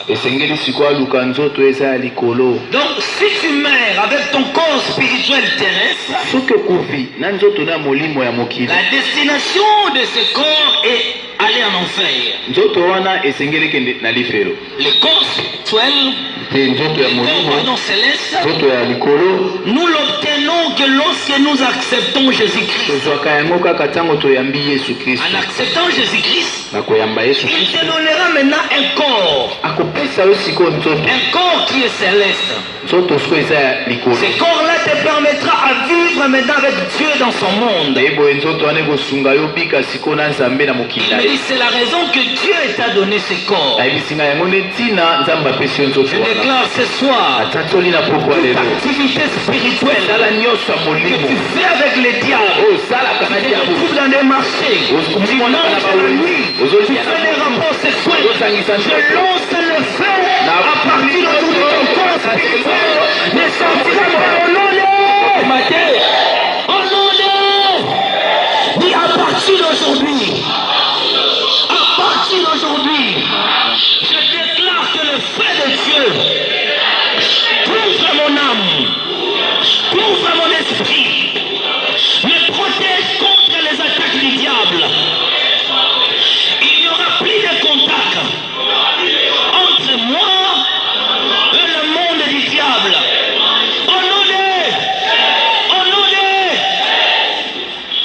Alors bien aimé, ce corps-là, vous le recevez lorsque vous acceptez Jésus-Christ. Maintenant, qu'est-ce qu'il faut faire avec notre corps ici? L'ange me dit il faut tuer les passions du corps. Mwanza bisingai esengeli penza koboma baposa ya makasi ya nzoto. Par les prières, Na pamba losambo par des jeûnes, kokila pour renforcer ton corps spirituel. popesa makasi na nzoto na molimo. Tu rendras ton corps, je ne dis pas ton corps céleste. Nalobi nzoto ya likolo te. Il me dit en faisant des jeûnes et des prières, Bitango ozosala bakokila tu ozobondela rendras ton corps spirituel solide. nde okokomisa nzoto nosiko ya molimo makasi. Il n'accédera plus aux activités sataniques. Akokendaka te na misala ya satana. Donc il n'y aura plus question que tu te vois dans des fêtes. omimona esu te Tu manges des viandes, ainsi de suite. suni boye na boye Il y aura une séparation radicale. ekozala penza na bokabwani.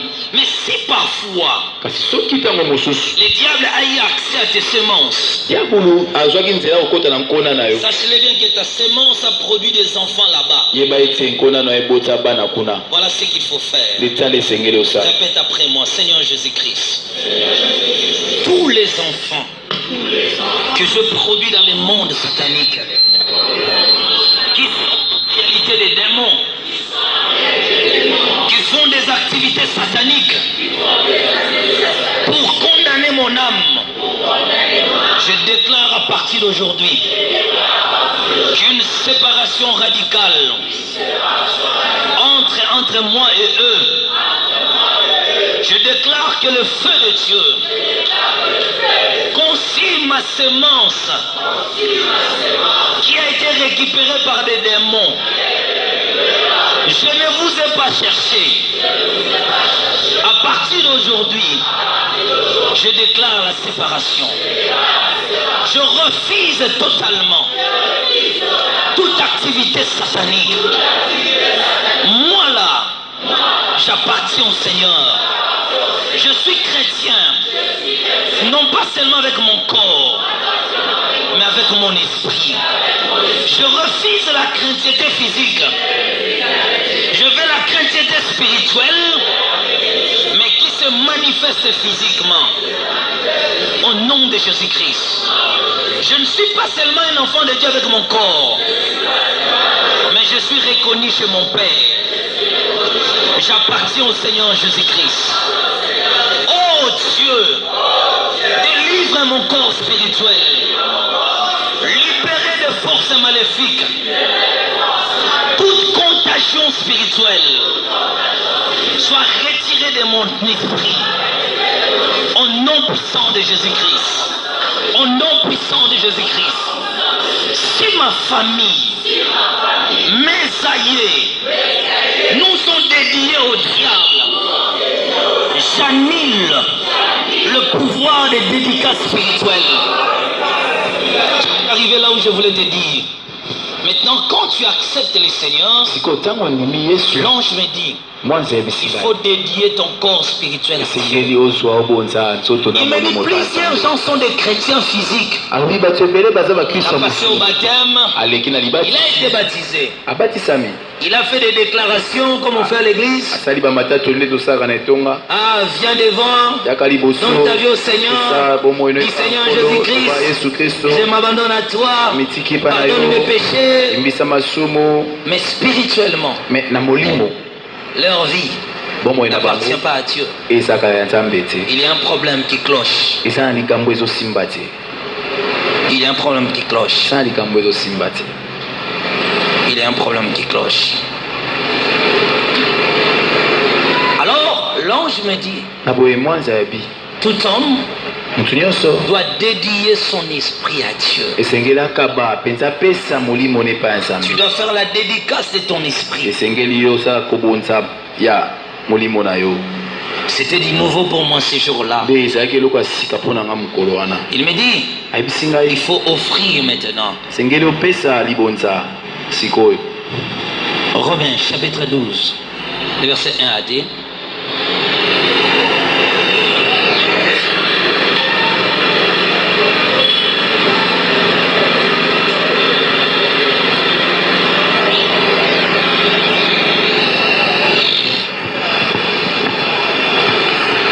Je vous exhorte donc, frères, par les compassions de Dieu, à offrir vos corps comme un sacrifice vivant, saint, agréable à Dieu, ce qui sera de votre part un culte raisonnable.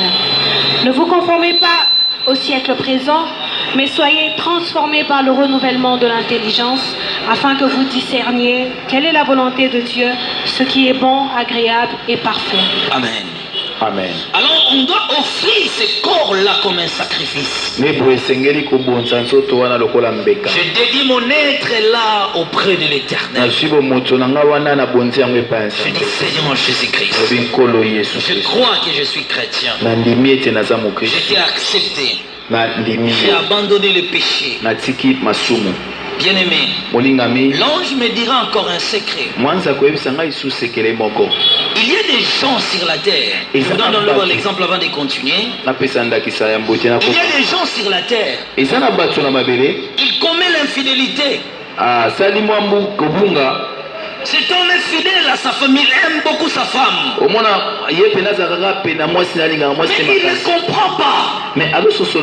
Si seulement il rend visite à ses amis, là-bas on va lui proposer une femme. Il sent dans son cœur qu'il ne peut pas le faire. Mais il ne sait pas comment il finira par faire la cour avec cette femme. Donc je me dis, la corruption là, c'est pas au niveau de l'esprit.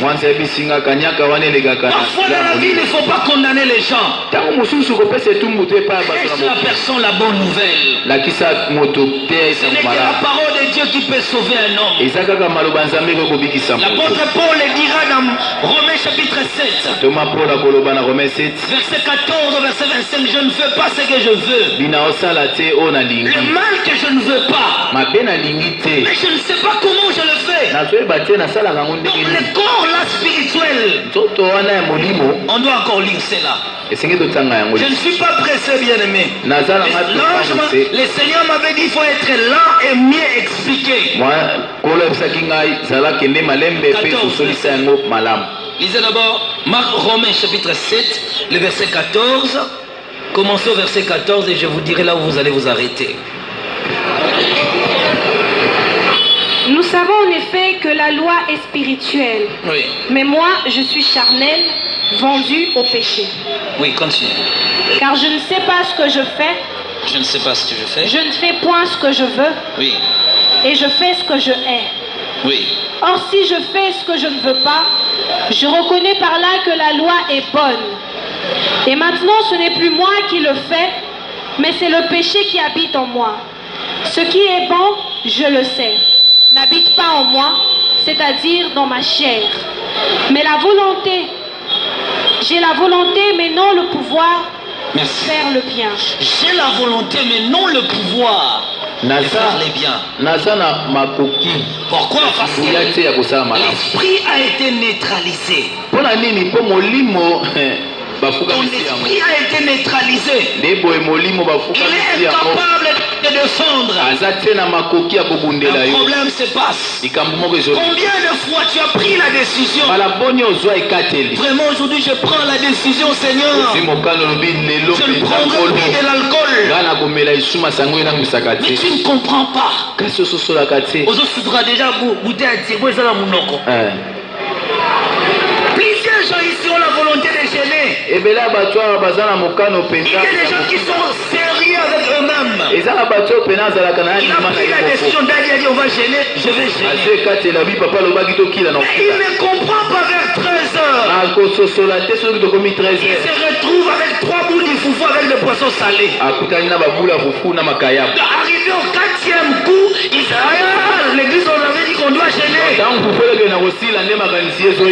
Comment j'ai mangé? Toi tu vas la condamner. Mais ce n'est pas lui. Une loi domine son être spirituel. Son esprit n'est pas encore un enfant de Dieu. C'est là que nous les hommes de Dieu nous ignorons. Là je me dis, c'est là que vous échouez. Tu as prêché 100 000 personnes. Mais 2 personnes seulement seront sauvées.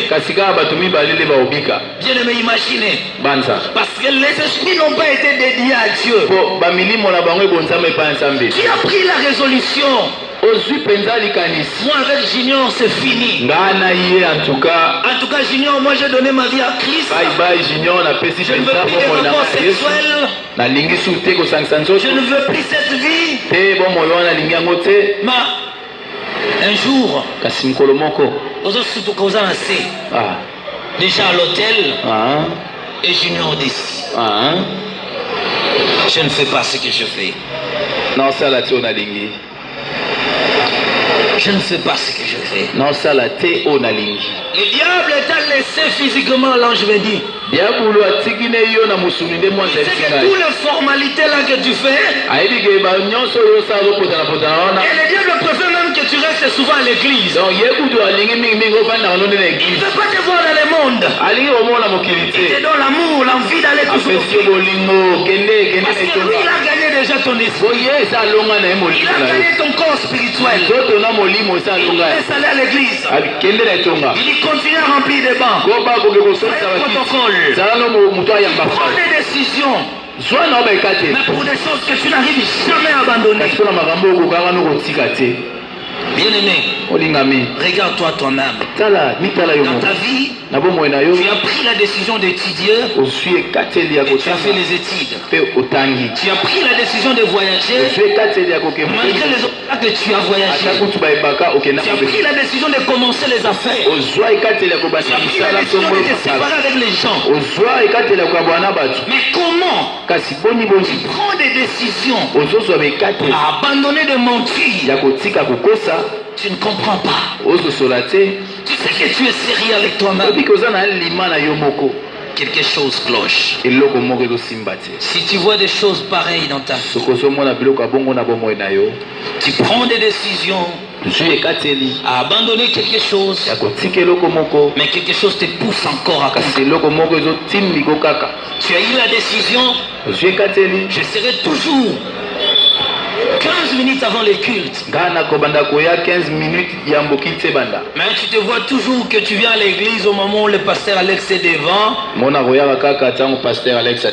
il fait les commentaires de la prédication.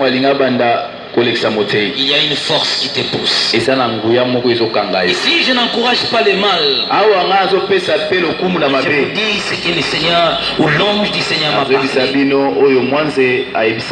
Alors tu vas commencer à dédier ton esprit. En dédiant ton esprit à Dieu, il te faudra des jeûnes, des prières, des méditations de la Bible, consacrée à Dieu, une vie de semences et des offrandes. Alors qu'est-ce qui va se passer?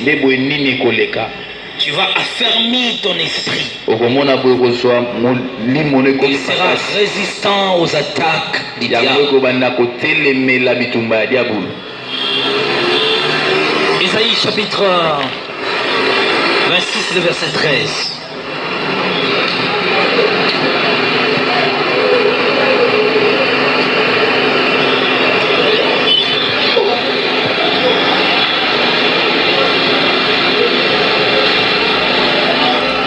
Isaïe 26, verset 13.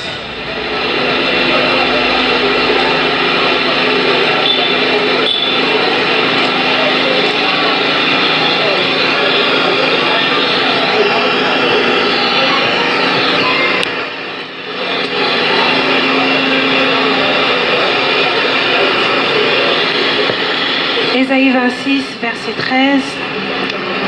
Éternel notre Dieu, d'autres maîtres que toi ont dominé sur nous, mais c'est grâce à toi seul que nous invoquons ton nom. Amen. Il dit l'Éternel, tu es notre Dieu. Mais d'autres maîtres que toi ont dominé sur nous. Dieu doit opérer la délivrance à ton esprit. Que ce soir, Dieu opère la délivrance. Alors l'ange m'expliqua cette réalité.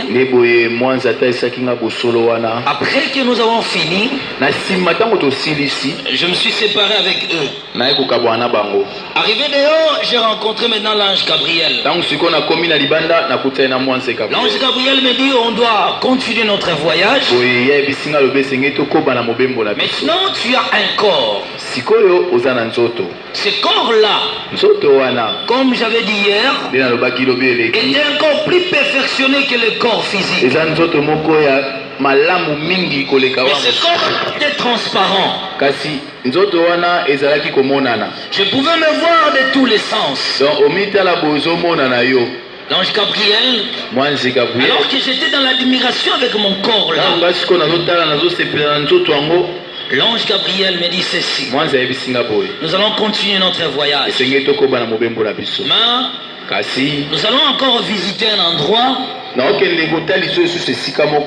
avant que nous continuions encore. Nous avons laissé ces bâtiments où on prépare l'épouse.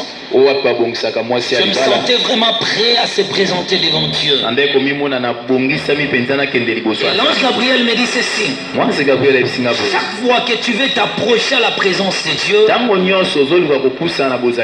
prépare-toi d'abord toi-même. Bien-aimé, tu veux prier. Tu sais que tu pars à la prière. L'ange me dit ceci: tu entres dans cette communion qui est le plus sacré de l'histoire. C'est l'endroit le plus meilleur de l'homme sur la terre. Il faut t'arranger toi-même. Tu ne peux pas être au moment de retraite et de jeûne. En tout cas, il faut te mettre en accord avec ton mari. On a un peu l'église de jeûne. Vaut mieux ne pas gêner. Tu commences ton jeûne à minuit. L'ange me dit à 6 heures vous faites les rapports sexuels parce que vous êtes mariés. Et puis tu continues ton jeûne. Parfois vous priez ici avec ton mari. Ah maman, la Bible dit hein, comme un accord, c'est pas un problème. Donc, à minuit vous commencez à gêner. Et vous savez que les jeunes finissent à 18h. Vous faites votre intimité à 4h du matin.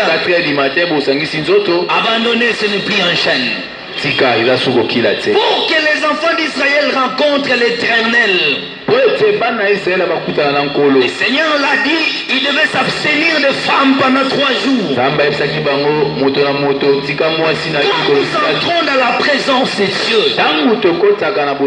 l'ange me dit de même que nous t'avons préparé spirituellement, et même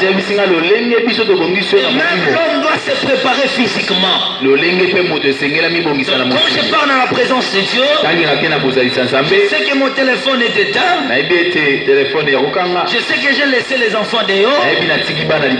J'ai ma Bible avec moi. Je me ferme dans la présence de Dieu. Est-ce que nous avons compris? N'est pas que je suis dans la présence de Dieu. Je suis toujours là dans la présence de Dieu. Je vois c'est le pasteur Alex qui m'appelle. Je dis c'est parce que c'est mon pasteur.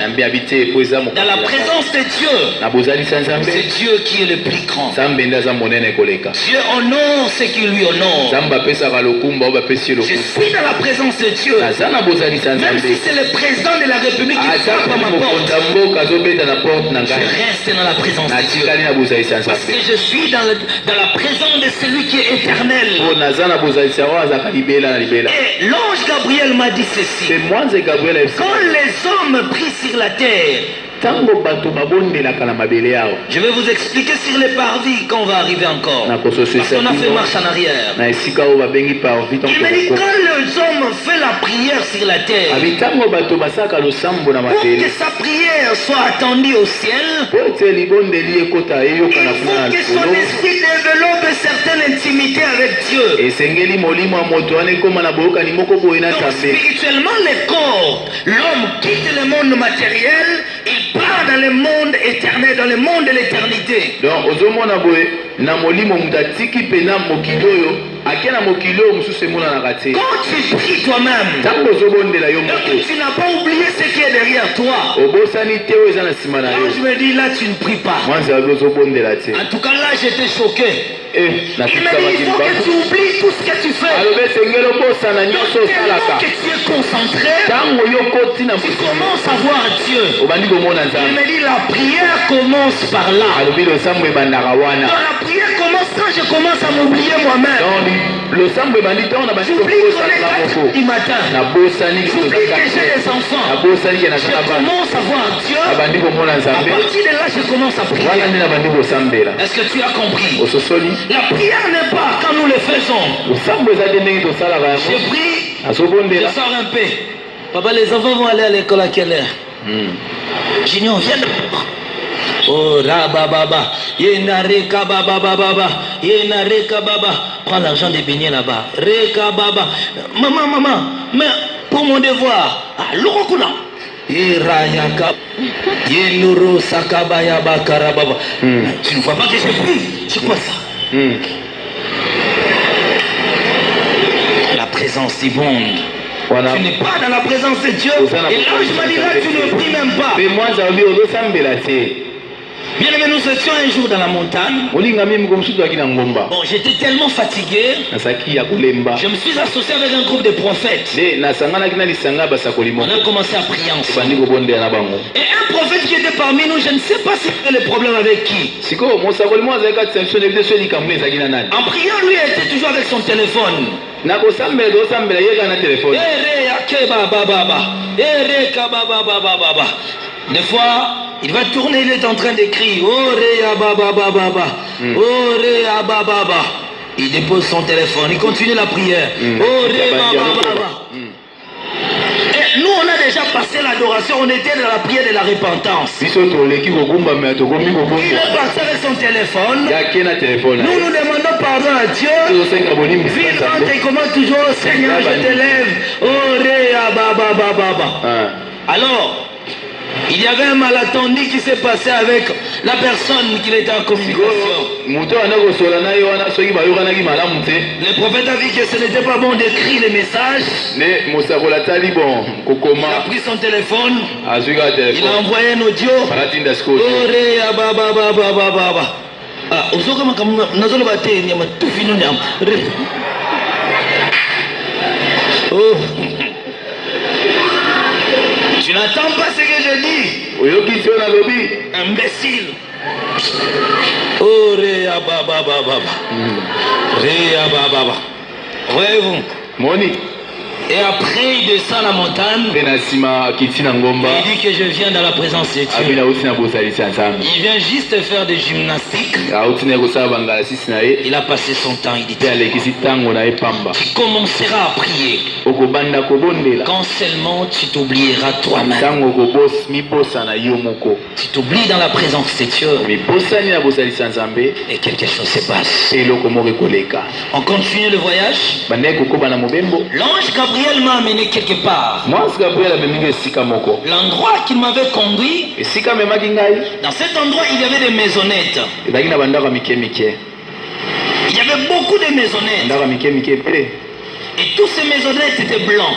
so ezalaki ya pembe Et l'ange Gabriel me parla ceci. mwasi gabriel ayebisinga boye Il me dit, ces maisons que tu vois, abi bandako ozomona ce sont des maisons, eza bandako pas des maisons de la récompense. eza bandako ya lifuti te oyo Parce bapesi que les maisons de la récompense se trouvent au ciel.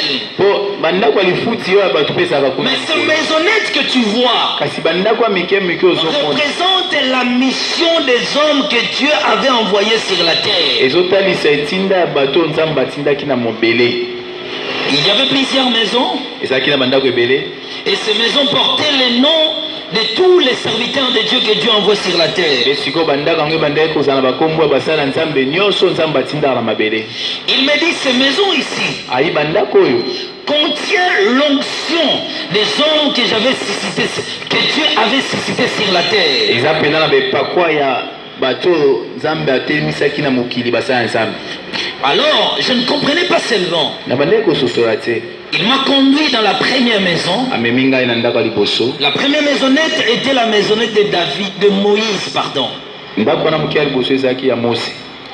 Ça dégageait vraiment de la lumière.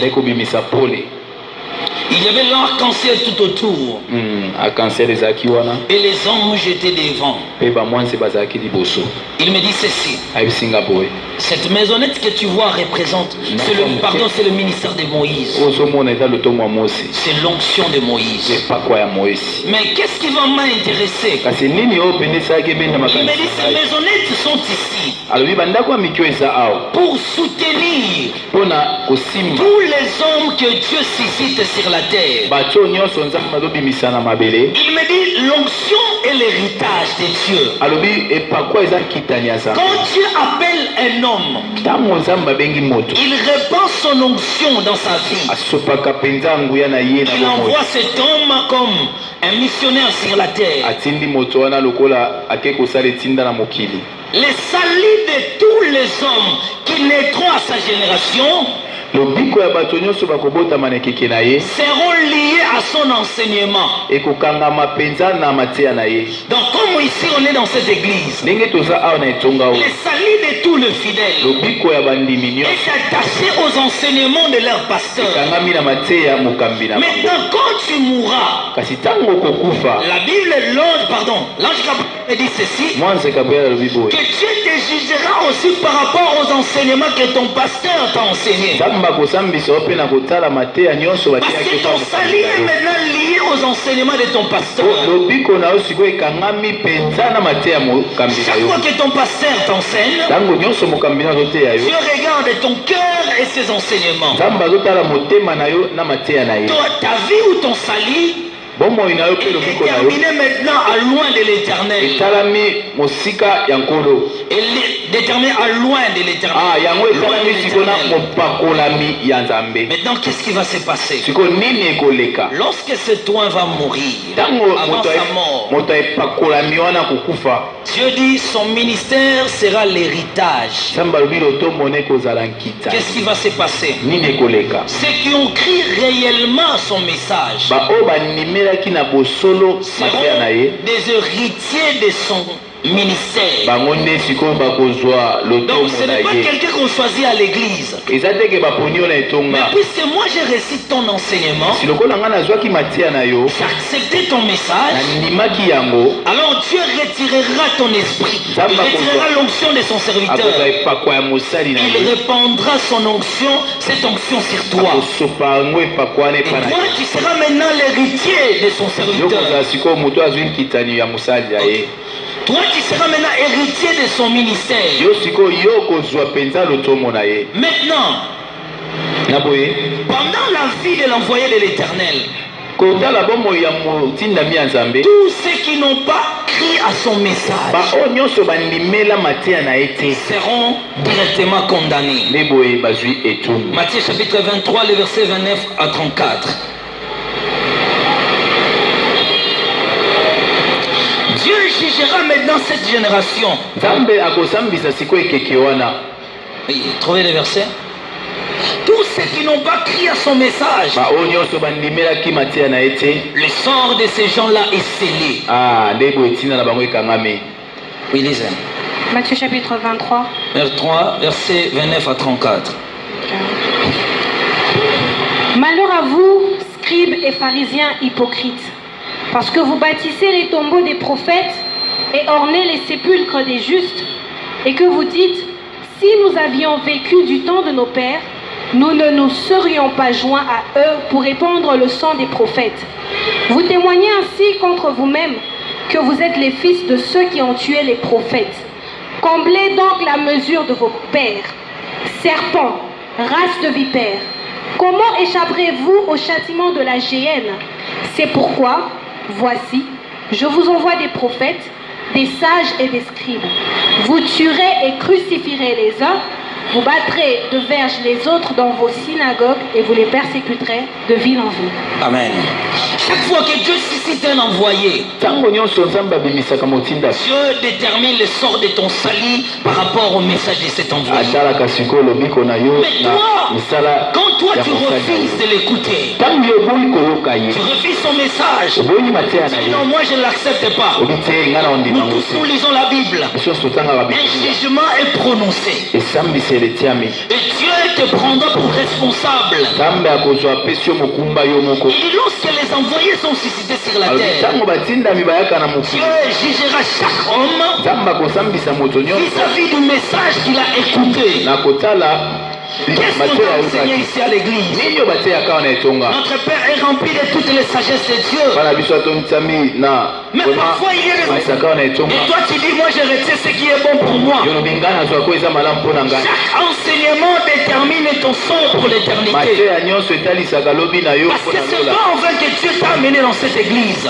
S'il t'a conduit ici, c'est pour déterminer ton sort. Regarde ton cœur vis-à-vis des enseignements que tu écoutes. Alors il me dit en ce genre, les maisons-là représentent leur ministère. Alors nous étions dans le premier ministère de Moïse, qui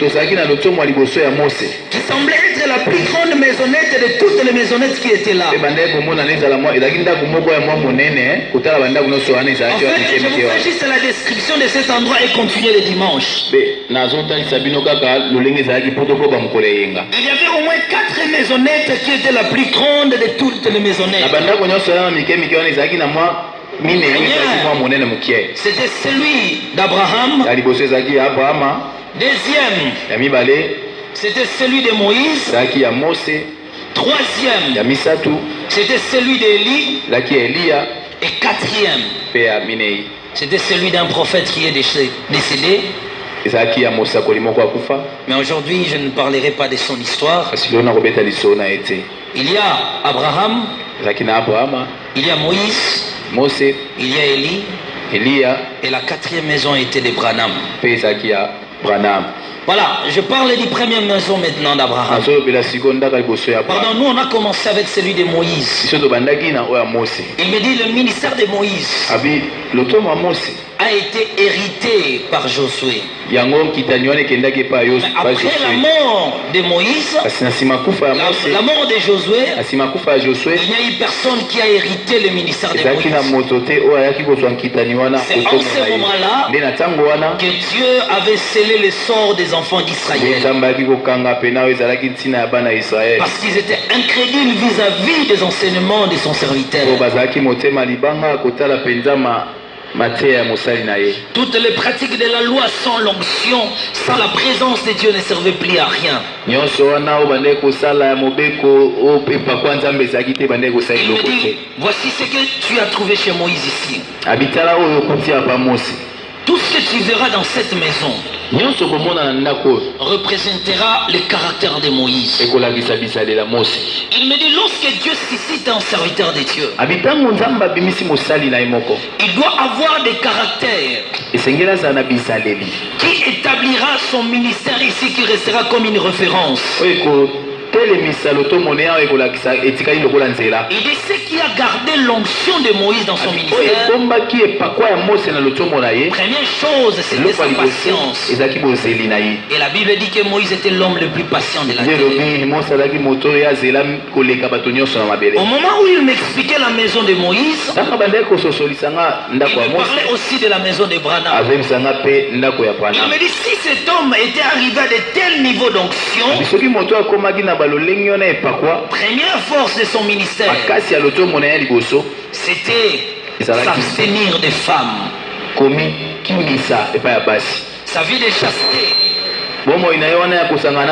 avait protégé son onction. Il me dit que vous avez besoin de l'onction, mais il y a des principes. Il s'est éloigné de femmes. Aujourd'hui je ne parle pas de son sort final, mais première chose qui m'a captivé, qui a captivé mon attention, il dit d'abord s'éloigner des femmes. Il me dit, lorsque un homme de Dieu, un chrétien, c'est dans nos rapports sexuels. La première chose, il me dit, il sépare les chrétiens et son créateur. Deuxième chose, il me dit ceci, ça affaiblit la spiritualité de l'homme. Les démons n'obéiront plus à ta voix. Tu pourras chasser la maladie, demander quelque chose, rien ne se fera, parce que tu as perdu ce que Dieu t'avait donné. Il y a tant des explications là-dessus.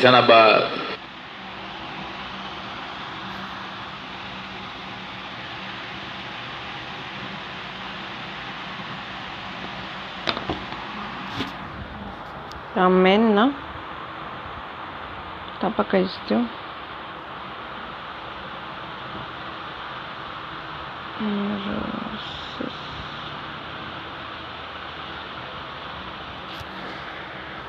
Grazie mille trovetta.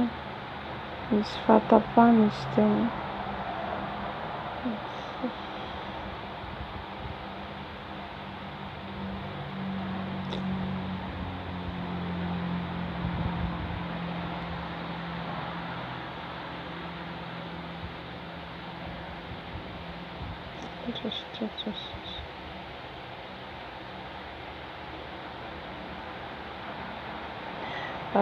Tapetsika hatramin'ny farany andro azo.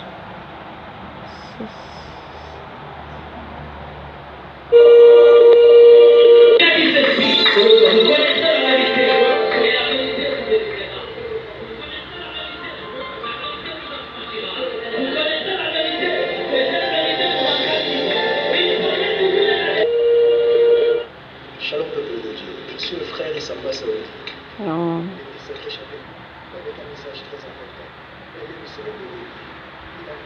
Mialatsiny fa tapaka le izy tsy dako nytoiny fa azavay kely zany dia mivavaka atsika mivavaka fohy.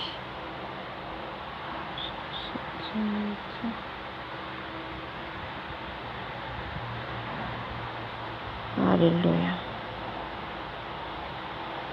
Ny témoignage zany fijoroana vavolombelona miaravatsika rehetra hatrany amin'ny farany tany dia momba ny 27 départements dans le royaume de Dieu. Efa nisy fotoana nandefasako an'izay témoignage zay ngamba teto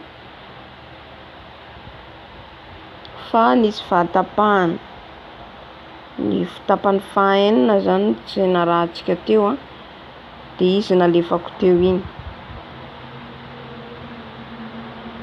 fa ohatrany hatramin'ny 7 le izy fa tsy hitako mialatsiny.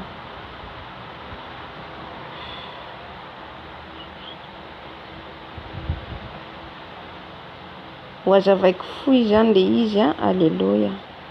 Araka izay hitariany fanahy masina ahy zany. Amen.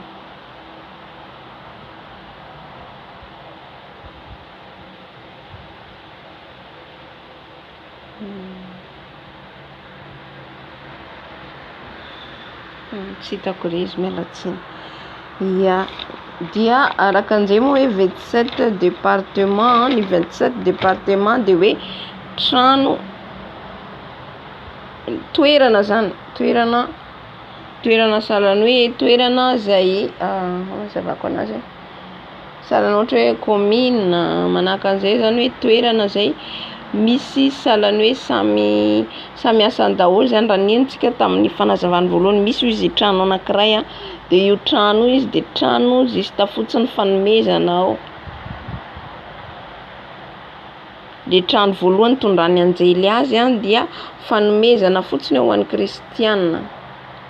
Zany hoe sahalan'ny appartement zany le izy dia samy manana ny efitra zany dia le appartement voalohany nasehony anjely azy dia hoe io izy misy ohatra hoe trano tamin'izay nanome ohatra izy an'ilay vehivavy anankiray hoe nangataka tompo satria lavitra ny toerana misy azy, nangataka fiara dia hamaly azy ny tompo hanome fiara dia nefa nisy test alohany azoany an'ilay fiara dia échoué izy zany tsy tsy nahomby tamin'le testa nampandalovin'ny tompo zany dia tsy azon'le fiara. Resaka hoe spirituel zany azavaiko eto.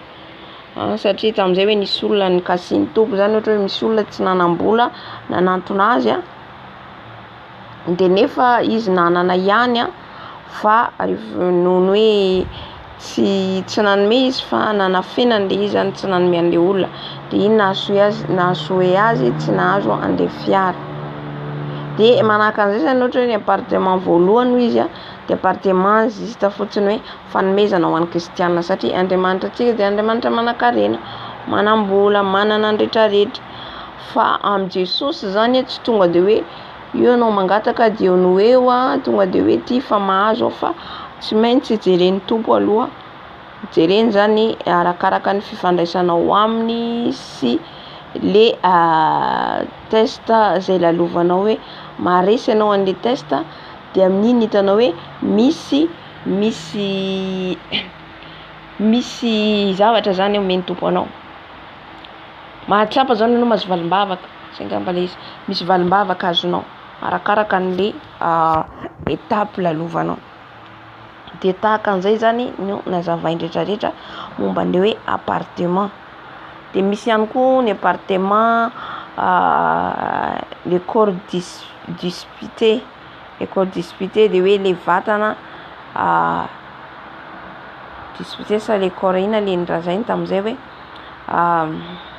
dépouillé, zany hoe le vatantsika ty zany nofontsika ty zany mila dépouillé tanteraka zany.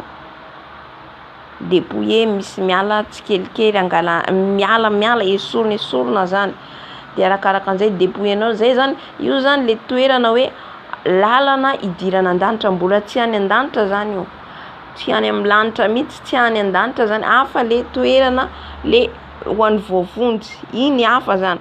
Fa eo amin'le toerana nitondrany anjely azy de toerana zany hoe toerana ahoana ny zavako anazy, tsy haiko nazontsika le izy toerana zany io toerana io de juste testa, zay ngamba testa ho an'ny kristianina ahafahany hiditra any an-danitra, zany hoe escalier zany. Amen. Dia isaorantsika ny tompo zany fijeovam-bela omeny satria za mandray anareo mandray, za zany mandray koa anatin'le izy satria tsy voatery toro foana zany satria za mitoro koa mila mandray fampaherezana koa, mila mandray anatra ihany koa, de mandray koa ao anatin'izay. Dia hiditra amin'le fanazavany amin'izay zany hoe les péchés de l'esprit, ny fahotany fanahy zany, fanahintsika io. Dia ny biny diable hoy izy de isarahantsika amin'Andriamanitra, zay zany tanjon'ny satana. Dia inona zany nataon'ny satana dia raha mamaky ianao ny Genesis toko 1:1 afaka vakinao any an-trano any, dia ny hoe zanak'Andriamanitra rehefa nahita ny hoe ny zanak'olona tsara tarehy, le zanak'Andriamanitra tenenina eto de ireo Lucifera sy ny anjelina, satria izy ireo natsoina hoe zanak'Andriamanitra. Dia izy ireo zany no manao firaisana amin'ny olona le noharian'Andriamanitra tety ambony tany tamin'izany fotoana zany. De nanomboka zany le olona na miteraka de fa miteraka fa mi-démon zany tapany olona, tapany devoly, zany hoe tsy devoly hoe hita maso misy tandroka misy tsifany, tsy zay, fa devoly amin'ny resaka spirituel, satria toujours spirituel foana ny zavatra resantsika eto. Zany hoe ohatra zao ohatra teraka izy de lasa le fiainan'le olona zany tonga de tsy manjaka tsony ny fanahy masina, fa tonga de le fanahy ratsy no mitarika anazy, de tonga azy mijangajanga mamono olona, izay zany le hoe mi-démon izy, ny tapany devoly. Dia ny ataon'ny satana zany mitady vehivavy na mitady lehilahy izy iarahany, zay zany nataon'ny satana Lucifera amin'izao, satria izy te hanamaro be de be devoly be de be hiaraka aminy mba ahafahany micontrôle ny zanak'olombelona, mba ahafahany anara-maso ny zanak'olombelona. Dia rehefa manao firaisana zay zany izy ireo amin'ny zanak'olombelona zany na lahy io na vavy tsy voatery vehivavy ihany fa na lehilahy koa dia misy semence de iny ranonaina iny entin'izy ireo any amin'ny monde de ténèbres, any amin'ny toerana misy an'izy ireo dia foron'izy ireo tonga zaza. Sahalany amin'ny vitsika fiainatsika andavanandro ihany koa hoe manambaditsika dia bevoka dia miteraka tahaka an'izay zany alainy ihany koa zany iny ranonaina iny rehefa avy miaraka aminao izy de entiny any amin'ny toeran'izy ireo de indraindray reny ranonaina reny misy ny amboarany hoe zanakinao iny devoly arakaraka ny isaky ny raha anaovany firaisany aminao zany de iny entiny de arakarakan'izay ny zaza aterakinao. Misy ihany koa alain'izy ireo reny de amboaran'izy ireo ranomanitra, amboaran'izy ireo savony, amboaran'izy ireo be dia be zany na fangafanganon'ireo amin'ny zavatra, reny daholo zany no anamboaran'izy ireo ny ranonain'olombelona. Amen.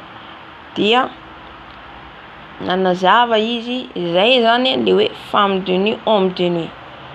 Le devoly manao firaisana aminao, manofy ianao, misy manao firaisana aminao de tsarovy fa iny tsy maintsy misy zavatra nalainy ao. Matoy izy nanao firaisana aminao. Zay zavatra zay nefa zavatra efa teo aloha ihany io. Teo aloha ihany miverina amin'izao io. Dia amin'izay fotoana izay zany ianao ny fanahinao misaraka amin'Andriamanitra. Satria fatatsika fa Andriamanitra dia fanahy. Andriamanitra fanahy azy dia le fanahinao no ifandraisanao aminy. Fanahinao fa tsy ty vatanao ty zany. Ka iny zany fantatry ny devoly, fantatry ny satana dia poteny le fanahitsika. De iny izy le maniraka le fanahy manambady le devoly na lehilahy na vehivavy manao firaisana aminao. Misy ihany koa lehilahy tratran'io. Dia de manaraka ny teny izy hoe de le zaza terakinao amin'izay zany iny bloky irahan'ny satana, ibloky ny asanao, ibloky ny aveniranao, ibloky ministera ataonao reny zaza reny. Satria reny zany mireklame anao.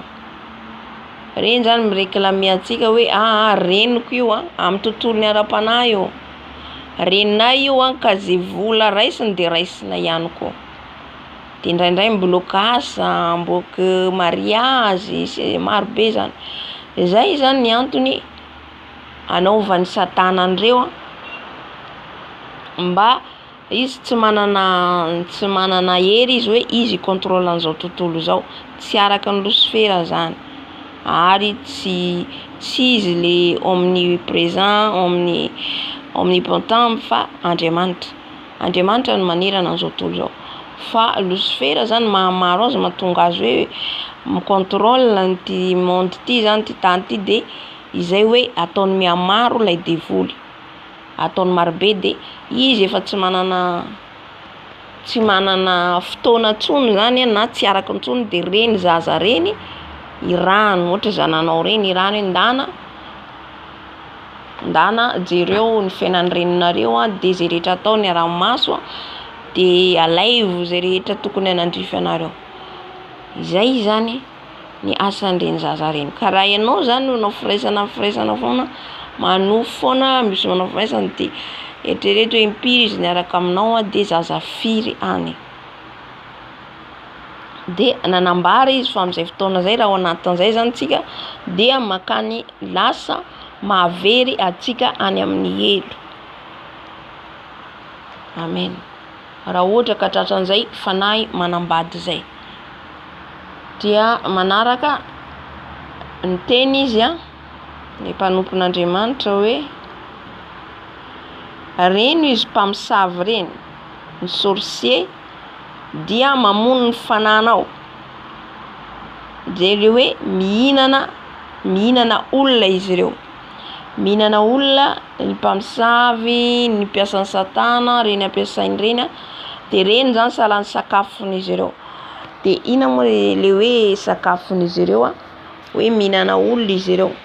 Teo aloha zavatra zay tsy ny haiko ihany koa fa taty afara vao azoko le izy. hoe mihinan'olona zany zareo le izy resaka ara-panahy foana hoa. Dia ohatra misy olona anankiray zany zany hoe voarebirebin'izy ireo zany olona anankiray na kristiana anankiray io amin'ny fijangajangana, amin'ny fisotroana toaka, amin'ny fifohana sigara, de amin'ny fotoana iny le fanahin'le olona zany no hanina satria le izy amin'ny tontolo ny ara-panahy reo na monde na any amin'ny monde amin'ny Jesosy na ny monde any amin'ny ténèbre. De resaka ara-panahy foana ny resantsika eto. Fa raha ohatra atsika zany mbola misy tsy araka atsika zany mbola ao anatin'ny fahazazana ara-panahy. Ka zay nazavaiko anazy tsara tsikelikely azotsika azy. Dia zay zany ny asan'izy ireo. Iny zany le hoe mihinana izy ireo olona. Le fanahinao zany iny tena hoe mahafaly an'izy ireo. Ohatra olona anankiray ohatra ny fiainany mijery télé de eo foana de faly zareo, faly satria le fanahiny iny olona iny hanina. Ino fa mazava amintsika ohatra izy amin'ny makiazy, amin'ny beauté dia le fanahinao amin'iny be de be zany hanin'izy ireo. Amen. Zay le nazavainy teo zany.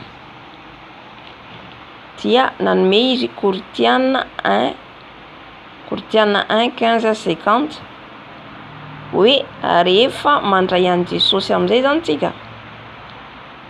Eto zany fanazavana le fiainantsika teo aloha. Fa kanefa kosa nefa nao amin'ny Jesosy tsika raha mbola tafiny fanahy manambady raha mbola manao fanaon'izao tontolo zao de tsarovy zany rehetrarehetra reo fa mbola ny fanahinao zany voafatotra. Dia amin'ny rehefa nandray an Jesosy ianao zany tompo sy mamonjy amin'ny fiainanao de manomboka ianao mahazo corps céleste, zay ny teniny. Corps céleste no azontsika. Dia nanazava ihany koa izy hoe pour tuer le corps de terre satria zay le hoe le vatantsika, le nofontsika ty zany dia vavaka ho izy fifadikanana méditation, fandinihana ny tenin'Andriamanitra. Ireo zany no mamono ny nofontsika ty zany, mamono an'le nofony tenantsika ty zany. Azo antsika ny le corps céleste rehefa nandray an Jesosy zany ianao efa eo omeny Jesosy. Fa ahafaty an'le corps teo aloha dia mila ianao mivavaka mifady hanina mandinika tenin'Andriamanitra foana. Dia amin'izay fotoana zay manomboka miafeno anao le corps céleste dia le nofonao miamaty. Dia nanazava izy hoe plusieurs chrétiens ho izy en physique, marche physique zany fa mais spirituellement il n'a pas avec Dieu.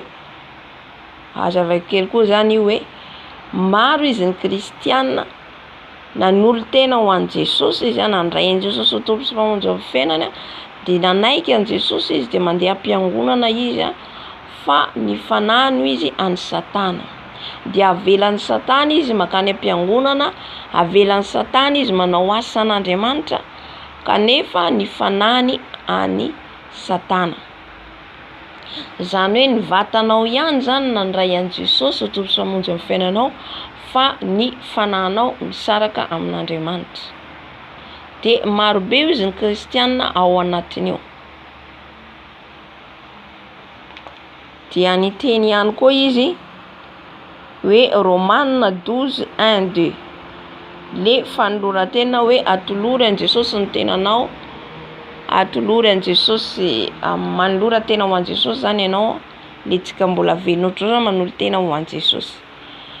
Dia io zany le hoe manao sacrifice am'vavaka, fandinihanao tenin'Andriamanitra, fadikanina, miaro ny tenanao tsy tafalatsaka amin'ny ratsy satria raha vao ohatra ka zany ny teny izy hoe misy izy fahotana miverimberina de tsy fidinao le izy. Tsika angamba ao anatin'izany daholo tsisy hoe teny hoe zany tena manao ohatra zao fa matotonga zany de anatra ho antsika tsirairay avy samy mandiny tena, samy mijery ny tenany. de rehefa avy eo zany zay zany lazainy hoe le fahotana miverimberina dia dikan'izay ianao zany le fanahinao voafatotra. Ohatra zao nanome ohatra izy ianao efa hoe za tena manomboka zao tsy handainga intsony, de vao miala eo anefa anao latsaka milainga. Zay le nazavainy. De avy eo koa ohatra miteny ianao hoe zaho tsy jangajanga intsony, de avy eo nefa ianao tampotampoka koa tsy ampoizinao tonga de efa latsaka jangajanga. Iny le nazavainy teo zany hoe maro izy ny kristianina hoe nanaiky an Jesosy ho tompy sy mpamonjy amin'ny vatantsika fotsiny zany zao hoe fizika, fa ny fanahintsika voafatotra. De iny le hoe tafalatsaka foana ianao, iny le hoe miverimberina foana le fahotana. De nisy fotoana ihany koa ny fanazavaiko hoe rehefa ianao miverimberina foana le fahotana ohatray, dikan'izay zany ianao mila na soit ianao mandiny tena na soit ianao mangataka délivrance, tahaka an'izay zany. Dia amin'iny fotoana iny le fandiniana tena ohatra hoe mitokana anao mivady anina, mitokana anao mandiniky ten'Andriamanitra, mitokana anao mivavaka, de eo zany Tompo maneho mirevele anao tsikelikely. Amen. De inona ho izy ny azo atao amin'izay ahafaka an'io, hoe ahafaka anao zany amin'izay zavatra zay.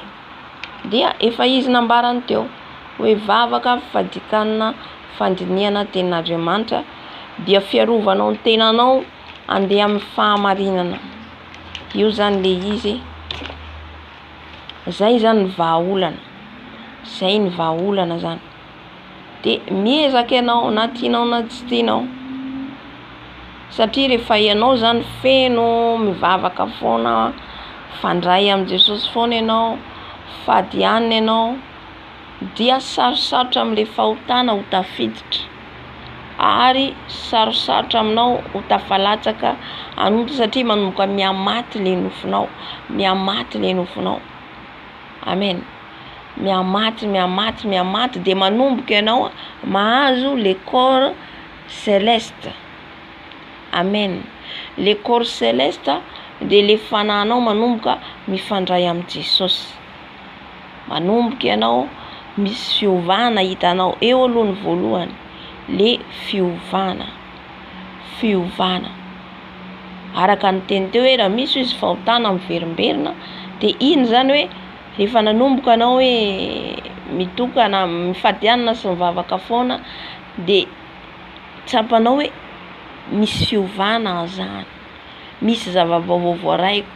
Izay zany manomboka ianao mitombo le ara-panahinao ao amin'ny Jesosy. Amen. Ka le nofinao manomboka miafaty, manomboka ianao mahatohitra ny lainga, manomboka ianao mahatohitra ny mijangajanga, ny mifoka sigara. Alléluia. Za zao vao vetivety lefa oviana 3 andro zay janonantsika, firy andro tsika zay tsy tamin'ny lahady, latsinainy, talata, eo 2 jours, de fa namangy andray fanahy masina ny teny hoe mila mifady anina 21 jours, 21 jours indray, 21 jours tsy mihinana menaka, tsy mihina menaka, fruits, légumes na soit lentilles, tsy maintsy izay koa izy ny ataonao manaraka.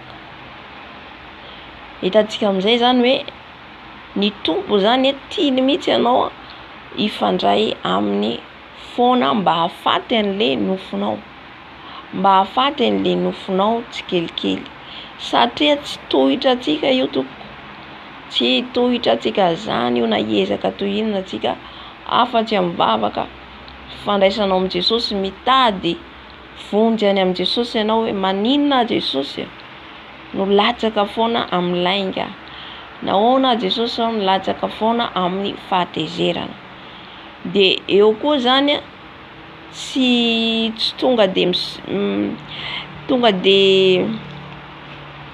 tonga de mandray négatif an'le olona zay nazavainy teo.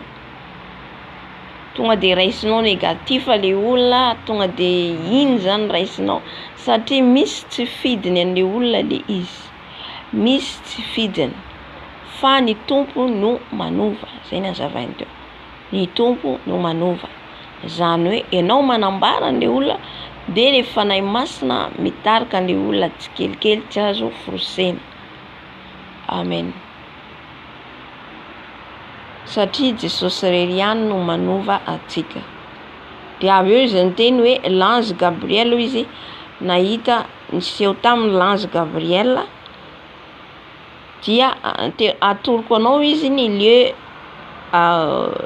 lieu izy toerana raha tsy izy na teny hoe lieu toerana pour préparer l'épouse, pour préparer zany hoe toerana fiomanan'ny kristianina zany, fiomanan'ny kristianina rehefa hivavaka. Dia nanazava izy hoe rehefa hivavaka zany tsika de mila miomana mialoha, rehefa hifadianana miomana mialoha, tsy tonga de hoe tonga de hifadianana ohatr'izao de nanazava izy ohatra mpivady de avy eo izy tafalatsaka nefa amin'ny firaisana ranofo. Ohatra hoe manomboka ny fifadiakanina amin'ny 20 alina tonga menina maraina dia tonga le rapport sexuel, zavatra zay izy tsy mety satria raha nientsika ihany koa ny tenin'Andriamanitra farany ny amin'ny nanazavany fanahy masina teto ny amin'ny hoe ny Israely alohany iona amin'Andriamanitra dia nasainy Mosesy niomana aloha, nasain'Andriamanitra niomana aloha, nisy fiomanana aloha, nanadio ny tenany aloha ary tsy misy firaisana amin'ny mpivady aloha mitokana. Zay angamba raha tsy diso aho ny tenin'Andriamanitra nazavaina farany teo. Halleluja. Dia alohany zany ianao surtout ny amin'ny fifadikanina zany, alohany fadianina zany dia mila mifanaraka tsara nareo mivady hoe za hifadianina dia tsy misy aloha ohatra hoe mandritra ny herinandro tsy misy firaisana aranofo, tsy misy firaisana aranofo fa aoriany fifadikanina. De raha tsy mety moa ny vadinao de aleo ajanona aloha, zay ny teniny teo, aleo ajanona. Alléluia. Amen. Dia nanome ohatra izy zanak'Israely izy alohany hiaona amin'Andriamanitra dia tsy maintsy miomana foana. Dia ny teny ihany koa zay rehefa mivavaka zany tsika mila mi-concentrer, adinoina ny rehetra na ny tenatsika azy. Zay ny tenin'ny anjely Gabriel taminy raha ny tsara antsika teo, zay ny tenin'anjely Gabriel taminy hoe nareo izy raha mivavaka ka tsy mi-concentrer na mbola misy ohatra hoe misy miantso anareo dia avelanareo le vavaka de mamaly an'le antso nareo, na soa misy mandefa mesazy dia mamaly mesazy anareo. Dia amin'izay fotoana zay iny vavaka iny izy tsy henoin'Andriamanitra fa ny hoe mivavaka ho izy dia manadino ny rehetrarehetra hatramin'ny vatanareo, hatramin'ny tenanareo, tsy tsaroanareo tsony hoe tsisy zavatra tsaroana tsony zany. Zay vao hoe vavaka miakatra any amin'Andriamanitra. Zay zany ny hazavainy teo. Mino fa mazava amintsika le izy zany hoe ianao zany esorinao mihitsy zany ny rehetrarehetra amin'ny vata fizika, amin'ny fizika zany io ohatra hoe eo amin'ny physiquement manodidina anao de manomboka anao zany mifantoka tsara ohatra hoe amin'ny toerana anankiray de nizaniza ndondona aminao ao nizaniza hiantso anao amin'ny fotoana iny de izy anao hoe hivavaka ao. Amen. Dia amin'ny fizika zay amin'ny fanahinao koa ny fisainanao ao zany de mila koa ianao adinoina ny rehetrarehetra mifantoka ianao. Amen. Mifantoka anao any amin'ny Jesosy, tsy hoe eo anatin'ny vavaka anao matsiaro andrakoto, matsiaro andrabe, na eo anatin'ny vavaka anao matsiaro hoe ny volako tarizay nanao ohatra zao, de amin'izay fotoan'izay le vavaka zany tsy miakatra. Amen. Fa mila ianao déconnecte rehetrarehetra sahalan'ny tsy ety ambony tany. Iny vao miakatra ny vavaka ataontsika. Amen. Raha mandinika an'ilay izy ianao fa tena hoe eritreretintsika tokoa tena marina, satria Andriamanitra fanahy. Andriamanitra fanahy, ka raha mivavaka ianao charnel, mivavaka anao minofo be anao, tsy mihaino ny tompo zany, fa mila tena mifantoka tanteraka anao any amin'ny Jesosy. Alléluia. Ny manaraka ny teny ihany koa izy ny farany izy nanazava ny maison, ny trano zay hitany tao ihany koa.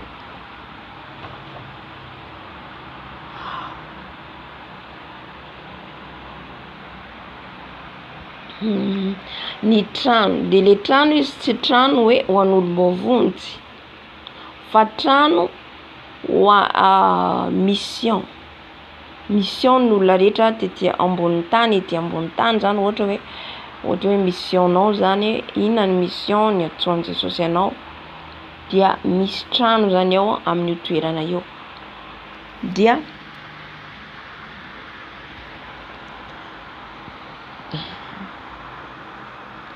ny voalohany nasehon'ny anjely Gabriel azy zany dia ny maison-ny Abrahama, maison-ny Moïse, maison-ny tranon'ny Eli, dia tranon'ny Branham zany tsy haiko na mpanompon'Andriamanitra taty afara zany io zany natorina ny anjely azy koa ny trano misy ny mission zay nandrahan'Andriamanitra azy tetỳ ambony tany. Dia rehefa niditra tao amin'ny tranon'ny Moïse izy, satria tonga de niraisiny zay ny tranon'ny Moïse. Rehefa niditra tao anatin'ny tranon'ny Moïse zany izy, dia nisy hazavana be dehibe manerana an'le trano. De io izy no marika ny auction, ositra zany, auction. Dia io auction io izy ny heritazy avy amin'Andriamanitra. Le ositra io zany hoe lova omeny Jesosy atsika, sahalan'ny hoe omena atsika zany, sahalan'ny ohatra hoe ray aman-drenintsika zany, ohatra ny ray aman-drenintsika zany manome lova atsika, io lovanao de omenanao, tahaka an'izay zany. Le don zany, don, auction, mitovitovy ihany reo, fanomezam-pahasoavana, ositra. De io zany le heritazy azontsika avy amin'Andriamanitra, io le ositra, io le fanomezana azontsika avy amin'Andriamanitra. De io zany le trano.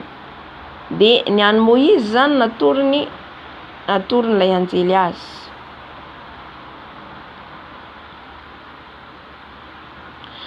Dia rehefa avy eo izy nanazava hoe deo izy regarde, mijery ny fontsika tsirairay avy. Ohatra zany hoe raisiko zao ohatra aminah manokana ohatra hoe zahay ao amin'ny groupinay ohatra de misy mpitarika ao, misy ray aman-dreny ao.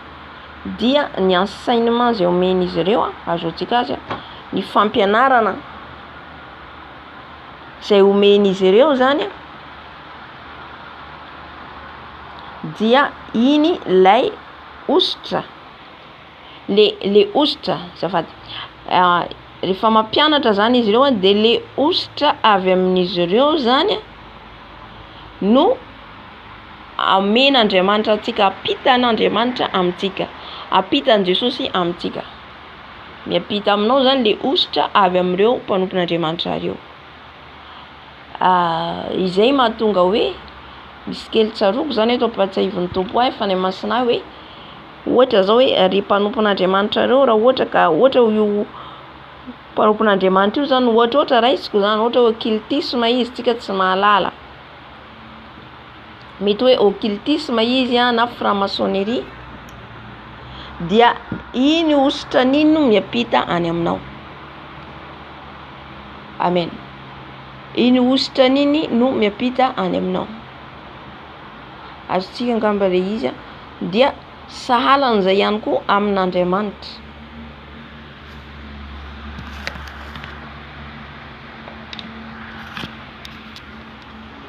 Sahalan'izay ihany koa amin'Andriamanitra miapita any aminao zany le ositran'ireo mpanompon'Andriamanitra izay nomeny anao reo.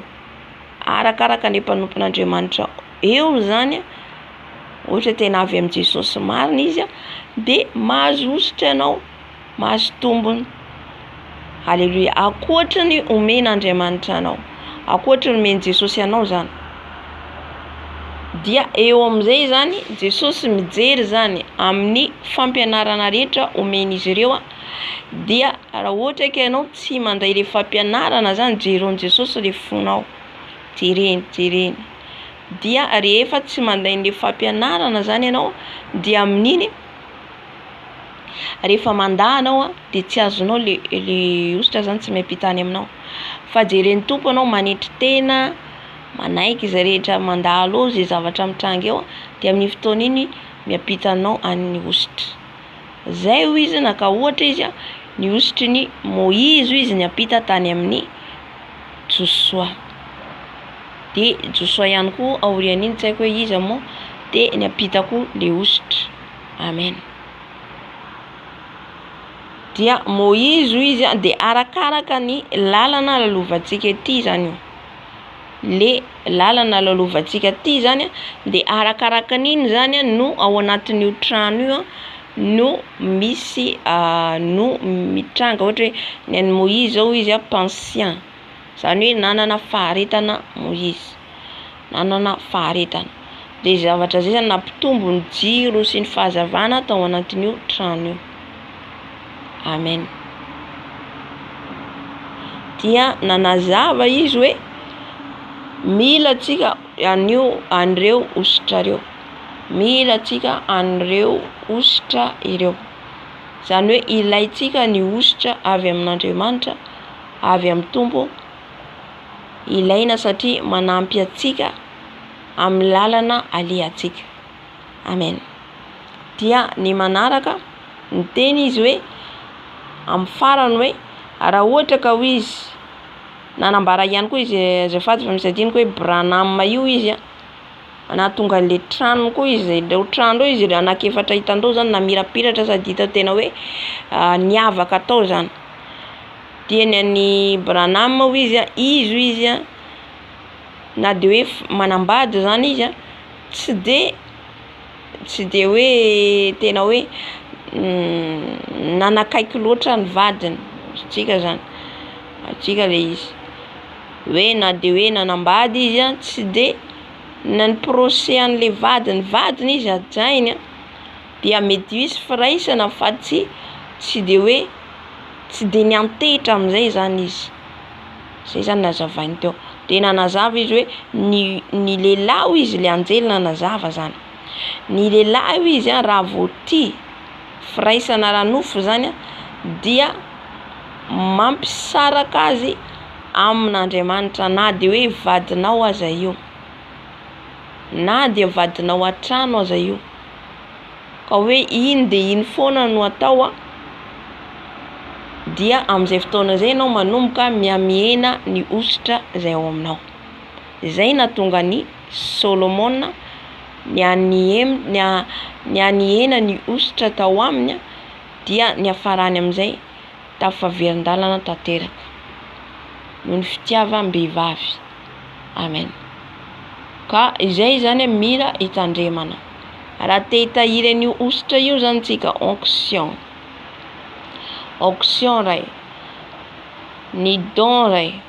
Raha ohatra ka ianao zany omeny tompo ny ositra zao de mila miaro tena fatratra ianao, mila miaro tena ianao. Tsy izay rehetra tonga eo aminao de ekenao daholo, fa miarava io ary miala. Amen. Miamihena de manomboka ianao mialavitra an'Andriamanitra. Izay zany le hoe ilaivantsika an'ilay ositra, ilaina le onction, ilaina le don.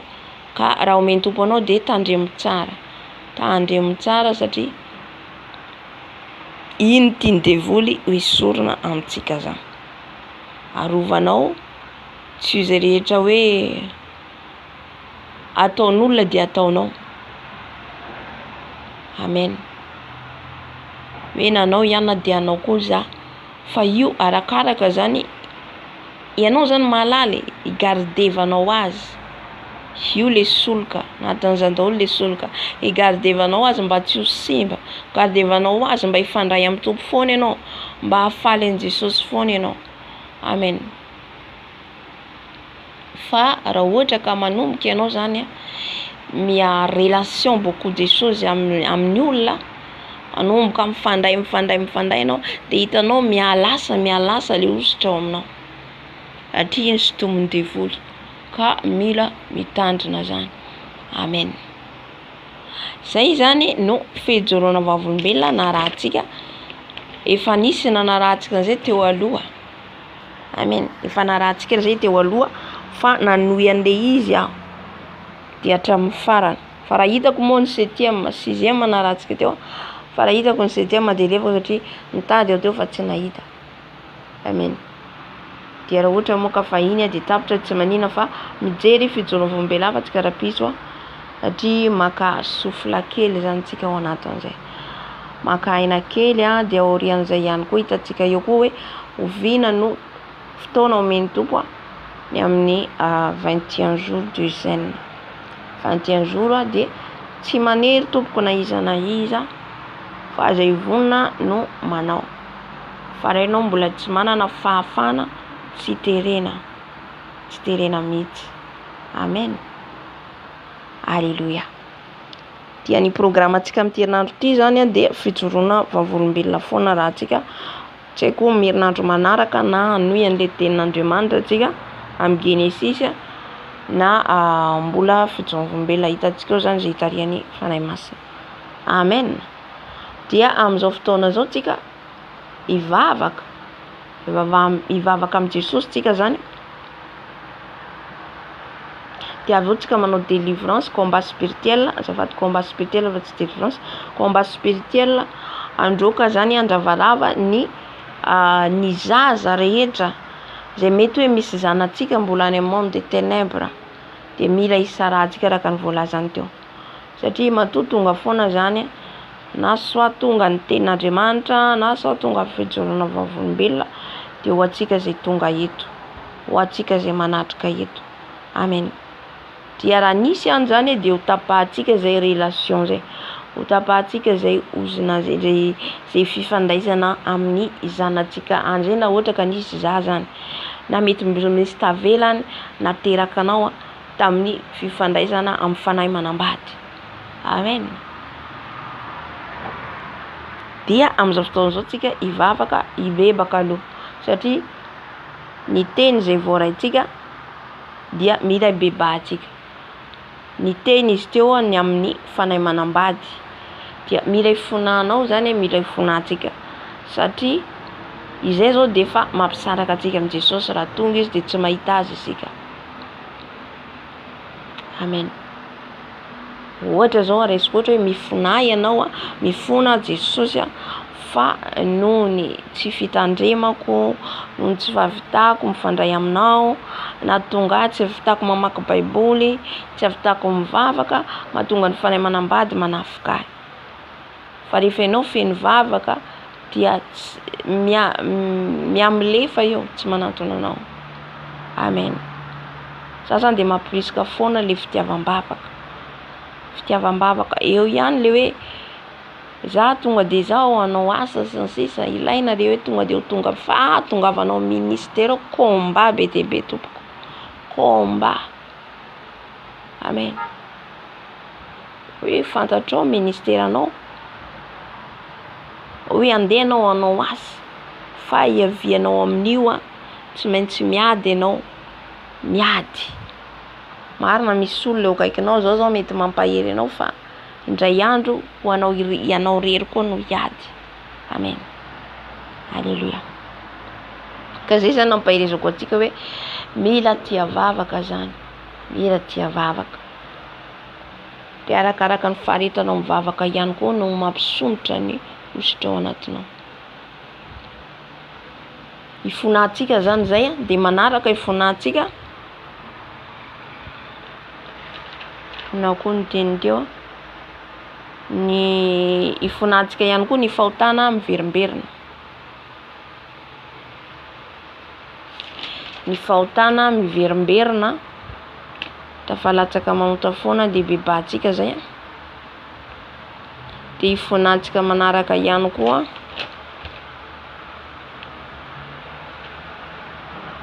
ny amin'ny tsy fahalalantsika satria indraindray tsika amin'ny tsy fahalalana de mahavery atsika. Zay hoe ringana ny oloko noho ny amin'ny tsy fahalalana. Ifonantsika daholo zay amin'ny Jesosy. Ifonantsika ny amin'ny ohatra manantona an Jesosy tsika nefa mbola tsy mifantoka tsara, tsy mifantoka any amin'ny Jesosy, mbola maro zavatra eritreretintsika. Zay daholo zay le hoe tsy fahalalana noho tsy fahalalantsika dia ndaontsika hibebaka amin'izao fotoana izao. Haleluia. Jesosy malalo. Eninay Jesosy ny fitorovam-bela izay nomenao teo. Manantona anao Jesosy. Manantona anao hibebaka Jesosy amin'izao ora sy fotoana izao. Eny Tompo malalo. Manota foana izahay. Manota amin'ny tsy fahalalana Jesosy malalo. Tsy malala zay Jesosy. Tsy mahafantatra zay Jesosy ny marina. Kanefa androany ianao dia nampalala anay. Ny mba hitandremanay. Ka mifona Jesosy. Mifona Jesosy raha teo amin'ny fanatrehanao zay ka tsy mifantoka. Eo amin'ny fanatrehanao zay Jesosy. No mbola maro zavatra atao. Tsy manana faharetana hijanona amin'ny fanatrehanao. Ka mifona mibebaka eto anatrehanao a Jesosy. Jesosy eo mamela ny heloko. Mamindrafo amiko Jesosy. Mifona eto anatrehanao Jesosy malala. Mifona ihany koa Jesosy eo. Ny amin'ny fanahy manambady izay manafika anay. Ny fanahy manambady izay manafika anay. Ka mahatonga anay Jesosy eo. Mampitombo devoly any amin'ny helo. Jesosy eo. Amin'ny alalan'ny semence. Amin'ny alalan'ny ranonaina izay alain'izy ireo amin'ny fiainanay. Mifona Jesosy eo. Satria zay Jesosy eo. Tsy mifantoka any aminao satria zay Jesosy tsy mamaka ny teninao, tsy mivavaka, tsy mandinika ny teninao, tsy mifady anina, tsy manana fanetretena Jesosy anao sakrifisy ao andohanao. Ka hibebako eto anatrehanao, hifonako eto anatrehanao zany Jesosy. Mamindrafo amiko, mamelany heloko Jesosy malala. Diovy a Jesosy, sasao a Jesosy, amboaro a Jesosy. Tefeo a Jesosy malala. Jesosy mampianara anay foana ianao. Anaro izay Jesosy, anaro foana izay Jesosy. Satria maro ny zavatra mampisaraka anay aminao tsy fantatray. Koa mifona Jesosy. Mifona Jesosy raha nanome lalana ny Satana izay anao firaisana aminay. Mifona Jesosy noho ny amin'ny fanarana ian'izao tontolo izao. Noho ny fanaovanay ny fanao izao tontolo izao. Ka mibebaka zay Jesosy. Mibebaka eto anatrehanao. Mifona ihany koa Jesosy ny amin'ny fahotana miverimberina. Tafalatsaka foana izay mifatezera. Tafalatsaka foana izay milainga. Tafalatsaka foana izay fiatsaram-belaty. Tafalatsaka foana izay amin'ny afinafina, amin'ny fitsikerana, amin'ny fankalana. Mifona Jesosy. Mifona Jesosy. Satria zay Jesosy na efa nanaiky ianao, nefa mbola ao anatin'ireo rehetrarehetra reo ianao dia tsy fantatrao izay. Ka mifona Jesosy mamindrafo. Mifona Jesosy mamindrafo. Haleluia. Mifona ihany koa Jesosy raha ohatra zay Jesosy mandany mpanompo izay omenao anay. Misy ny mpanompo omenao anay Jesosy. Pitarika omenao anay Jesosy. Nefa zay dia tsy mihaino. manamafy ny fonay Jesosy mba mandrafo aminay Jesosy meo fo zay tony meo fo zay manaiky Jesosy meo fo zay fo madio Jesosy tompo amboary fony izay Jesosy mba hanana fanetreteny eo aminao satria tsy mora tokoa ny lalana Jesosy makany amin'ny fiainana mandrakizay ho ianao tsy mora tery ny lalana ka izany Jesosy ny sisi anay izany Jesosy ny azakazana hitady ny tavanao ko mamindrafo aminay Jesosy mamelany eloka Jesosy diovy izay sasao izay amboaro izay Jesosy mampianaranay foana satria te halalanao bebe kokoa izay dia misaotra fanay masina misaotra Jesosy mankasitraka Jesosy ny amin'ny efa ianonao ny fifonanay ny amin'ny famelanao ny elokay misaotra Jesosy amen amen amen angataka atsika ny afony fanay masina ny afony fanay masina hitarika atsika eto amin'ny fandroatsika ny asany devosy asany aizina rehetra amen fanay masina midina fanay masina midina fanay masina midina mangeta etanao zay fanay masina mila ny afonao zay fanay masina ny afonao meno anay ny afonao meno anay ny afonao meno anay fenoy ny afonao zay fanay masina fenoy ny afonao zay fanay masina aoka ny afonao fanay masina irehetra eto aoka ny afonao fanay masina irehetra eto aoka ny afonao melombelona eto aoka ny afonao fanay masina satria anao le afo mandoro ianao le afo mandevina Jesosy malalo meu hery vovovy aminao zay meu hery vovovy aminao zay meu hery vovovy aminao zay meu hery vovovy aminao zay fanay masina mila anao zay fanay masina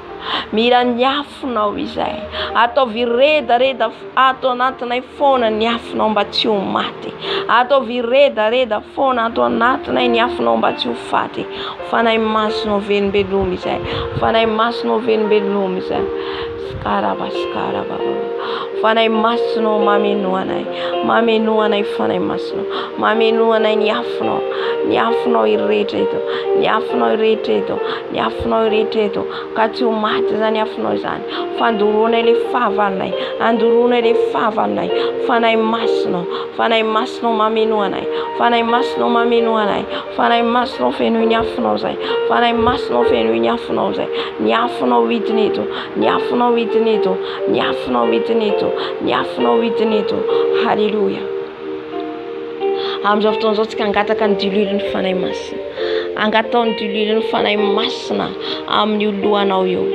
anosorany Jesosy atsika anosorany Jesosy atsika dilily vaovao apetrao amin'ny lohanao ny tananao apetrao amin'ny lohanao ny tananao dia angatao le dilily vaovao angatao le dilily vaovao ny dililinao fanay masina hidina eto ny dililinao fanay masina hidina eto ny dililinao fanay masina hidina eto lay dililinao fanay masina lay dililinao fanay masina meno ny lohako dililinao fanay masina meno ny lohako oriaskarababa dililinao fanay masina meno ny dililinao amin'ny lohako dililiny fanay masina ny ositra ny fanay masina ositra ny dilily ositra ny dilily amin'ny lohako ositra ny dilily amin'ny lohako ositra ny dilily amin'ny lohako ositra ny dilily fanay masina ositra ny dilily fanay masina ositra ny dilily fanay masina midina eto ianao midina eto ianao midina fanay masina ny ositra ny dililinao ny ositra ny dililinao oriakargara basikarababa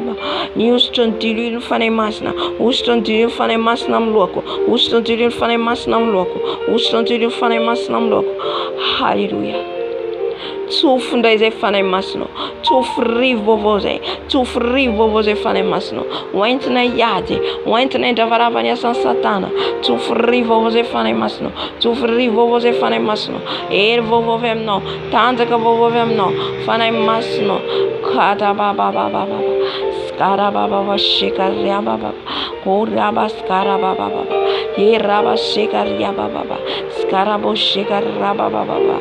Ya rabaskara baba. Ya rabaskira basikara baskara baba. Ya rabashikara baba. Ya rabashikara baba baba. Ya rabaskira baba baba. Yeshikara rababa. Shira la la la la. Horiaskira baba baba. Soja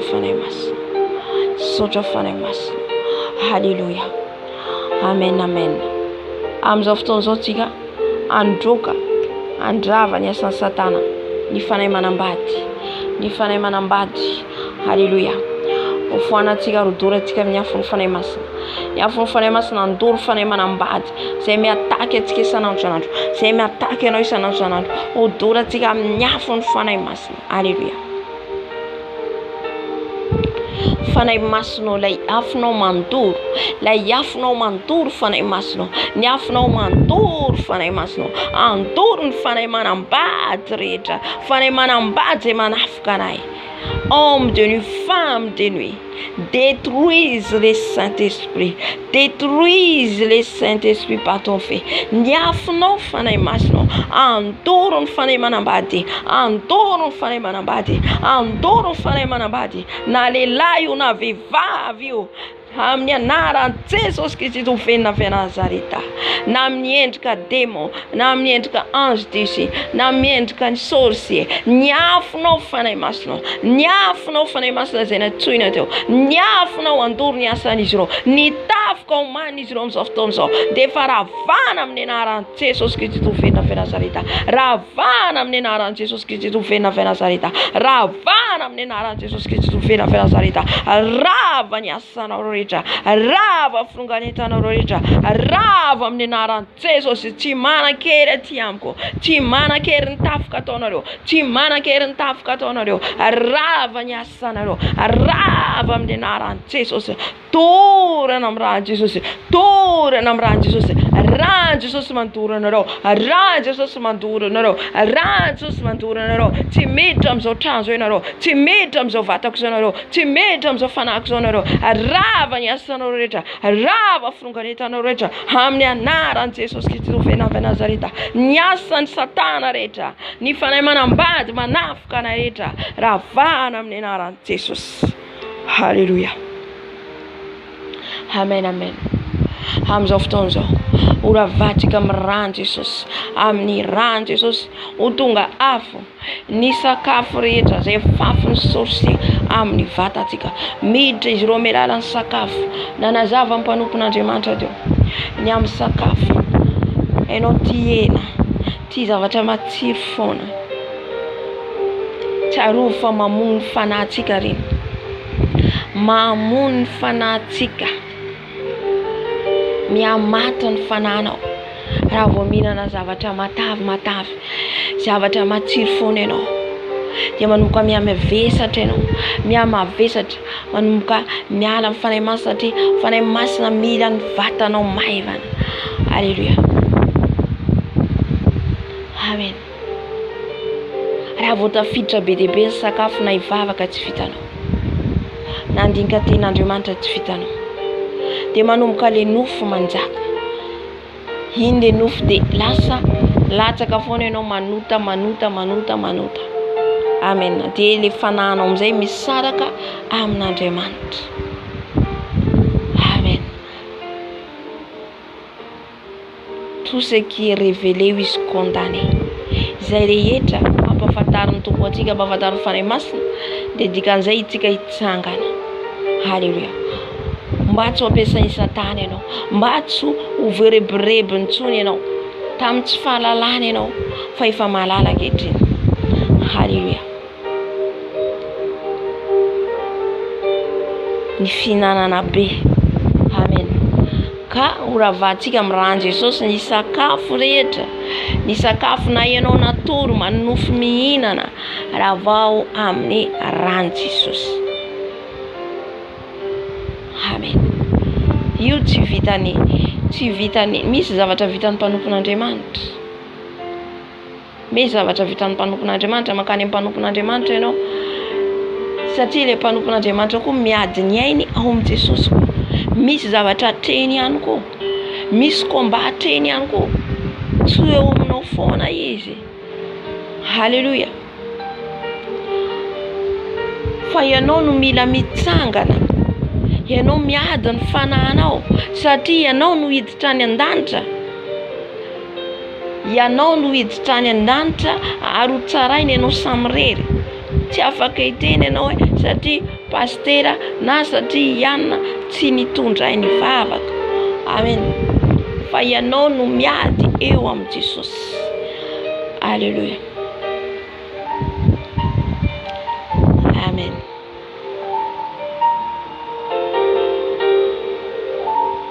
Ka na dia hoe ianao manofy ary manofy ianao fanay manambady manafika anao, manofy ianao mihinana matory ianao dia misy manome sakafo anao dia iny fanahy famisaviana.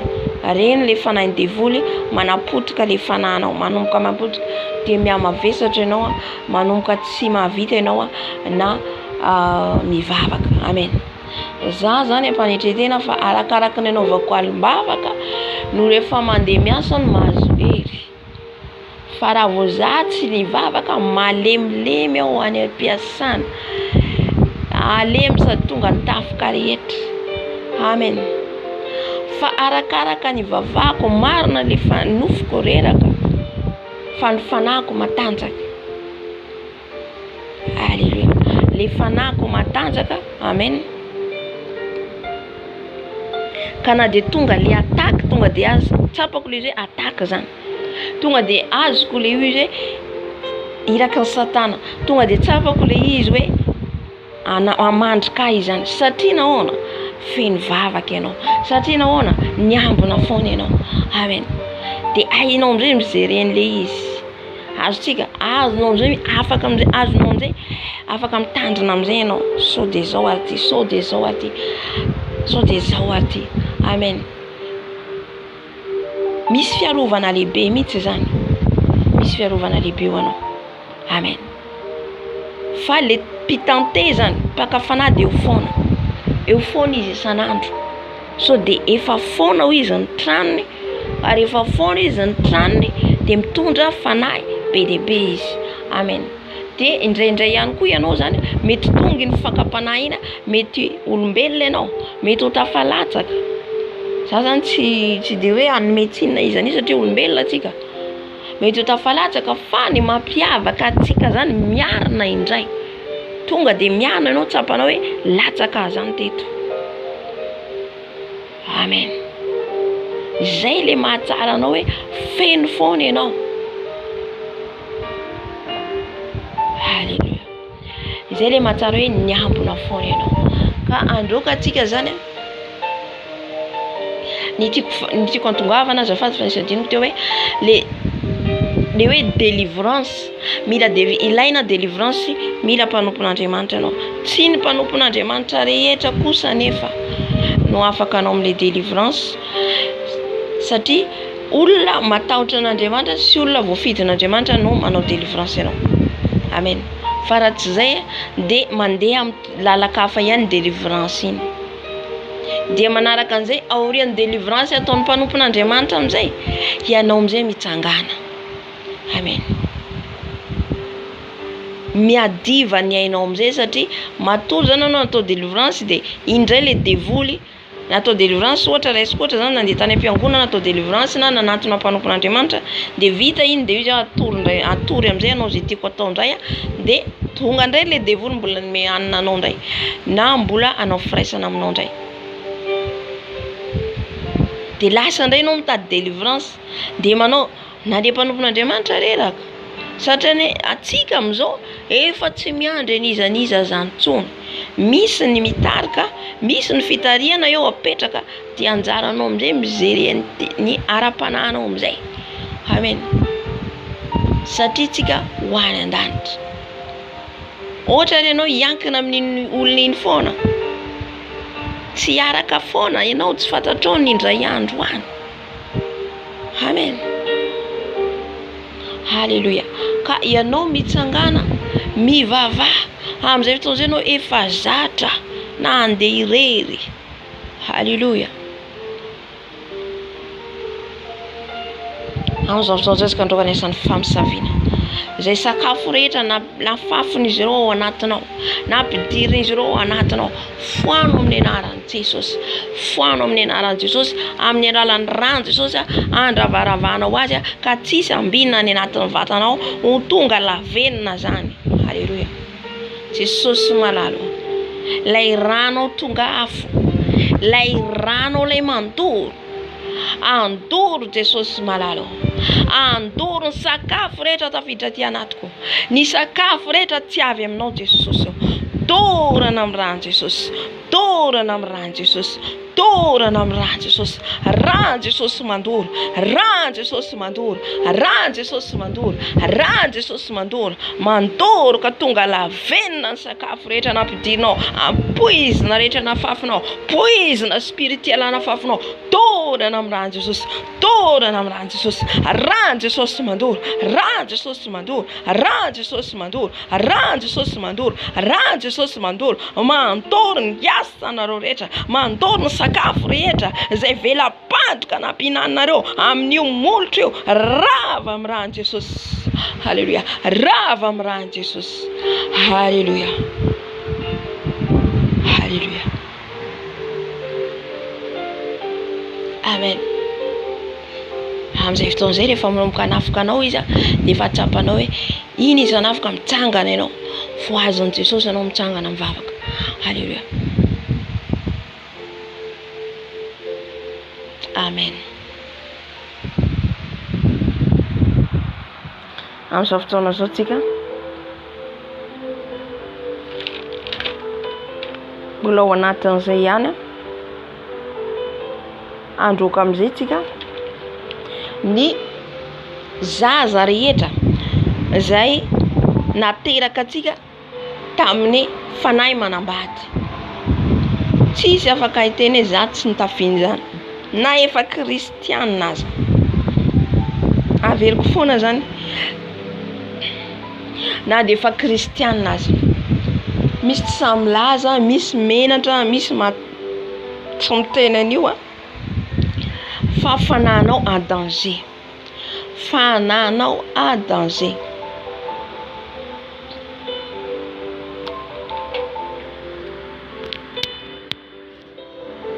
Halleluja.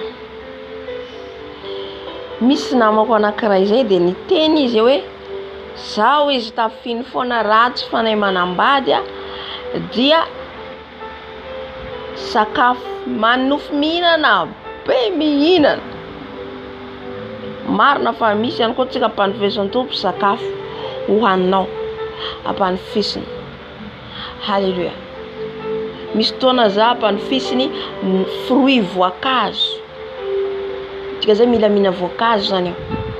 Amen. Dia teo koa moa izy niteny aho hoe manomboka zao izy ianao hifady anako tsisy menaka, tsy mihinana menaka. Efa nisy nanaovantsika zay ngamba fa tsy haiko mamerina indray mandeha ny tompo hoe tsy mihinana na le mihitsy ny vatako rehetrarehetra dia henoko izy miteny hoe 21 jours tsy mihinana menaka, tsy mihinana zavatra matavy, légumes, fruits, lentilles. Halleluja. Amen. Dia le namako zany io foana zany tarainy izaho izy manofo foana mihinana be, manofo foana za mihinana be. Tsy haiko mihitsy izy fa vao tonga amin'izay izy rapitsoniny ny zavatra ataoko izy dia tena ambony ambany. Misy asa andehanako, misy miantso anao izy tonga miasa iny anile. Misy le devoly mihitsy no miditra tsetra amin'ny fiainana hoe ratsy be ho zany fa mila ho ianao zaho izy tena hitady délivrance. Eno ilaina le délivrance fa ianao koa mila miezaka miala amin'ny ratsy. Fa na dia hitady délivrance zany io zany fandriky ny satana ihany koa hoe be dia be mila délivrance nefa tsy miova izy. Fa ny délivrance zany procédure iny, processus tsy maintsy arahanao fa kosa ianao miezaka miala amin'ny ratsy dia mandaitra le délivrance amin'izay fotoana izay. Amen. Fa tsy mety ohatra maimaika foana ianao anao délivrance nefa avy eo anao Mamaiky anao délivrance nefa avy eo anao fiainanao ihany fiainanao de tsisy dikany de délivrance nataonao teo. Amen. De izay zany hoe arakaraka nofy eo aminao zany fataro de roi on dévoile manandry fianzay. Fa amizao tsika anapatapaka ny andoro zafady andoro ny zaza rehetra zay nateraka atsika tany. Amen. Mety misy any mbola manarakaraka atsika na defa kristiana atsika, mety mbola misy zaza zany manaraka atsika mikontrôle atsika mijery ny fiainatsika satria hoe reniko tsy maintsy arako. Alléluia. De odora atsika tsirairay miteny mihitsy hoe zay rehetra ny relation sexuelle spirituelle na koa hoe tamitsika mbola tsy nalalan'i Jesosy reny manko ihany koa fandrika hoe tsy nalan'i Jesosy de misy devoly maka ny ranonaina iny de iny indraindray amboarin'izy ireo zaza, amboarin'izy ireo maquillage, amboarin'izy ireo rehetrarehetra parfum draiko parfum de inao koa le savon manitra sans sisa. Amen. Dia izay zany hoe raha vatsika zany le zaza rehetra any zany ze nafiry odora atsika amin'ny rano Jesosy ary tsy anakery tsony néanty amin'ny fiainatsika néanty tsisy anarakaraka atsika tsony. Asandrato ny feonao Jesosy malalo eto zay Jesosy eto anaty anao zanakao zay Jesosy eo, zanakao zay Jesosy eo, ny afantarana anay de zanakao zay, no fidinao natsoinao Jesosy eo. Ka ny zaza rehetra zay tamin'ny fanahy manambady nanao relation tamin'ny tsy fahalalako tany am'izao tontolo izao enina de efa nandray an Jesosy ary izay ka mbola misy zaza ny tavela Jesosy eo, niafinao andoro azy am'izao fotoana izao, niafinao andoro azy am'izao fotoana izao, niafinao andoro azy am'izao fotoana izao, niafo ny fanahy masina andoro azy am'izao fotoana izao, niafo ny fanahy masina andoro azy shekarabababa, niafo ny fanahy masina mandoro anareo am'izao fotoana izao, niafo ny fanahy masina milatsaka any am'izao fotoana izao, niafo ny fanahy masina mandrava ny zaza rehetra izay rehetra ny foron'ny satana tamin'ny alalany semansi avy aminay, ny ran Jesosy mandoro, ny ran Jesosy mandoro un par un, nafiry eo, nafiry, niafinao fanahy masina, niafinao fanahy masina, niafinao mandoro, niafinao mandoro ny zaza rehetra ny foron'izy ireo ka tsy ahita itsony, tsy anarakaraka itsony ny blocage ataon'izy ireo amin'ny fiainako, ny blocage, ny attaque rehetra ataon'izy ireo, ny ran Jesosy mandoro, niafo ny fanahy masina mandoro, niafo ny fanahy masina mandoro, niafo ny fanahy masina mandoro, niafo ny fanahy rabaskara. Halleluja. Niafinao fanahy masina mandoro andreo zaza ireo ka tsy misy velona na de ray itsony, tsy anarakaraka anay itsony, tsy ahita ny momba anay itsony, na renina ny rainy azy zay de efa tsy anana ny fahefana itsony. Halleluja. Ka zay ny blocage rehetra nataon'izy ireo amin'ny volako, amin'ny asako, amin'ny ankohona, amin'ny zanako aranofo de efa adorako ravako amin'ny anaran'i Jesosy Kristy tompon velona Nazareta. Alléluia. Amen. Amen, amen. Zanaka Jesosy zao sianao tsy ananany devoly fahefana, tsy ananan'izy ireo fahefana, ny ninany ataon'izy ireo de tsy ananan'izy ireo fahefana ny fiainantsika satria ny fiainantsika dia an Jesosy. Amen.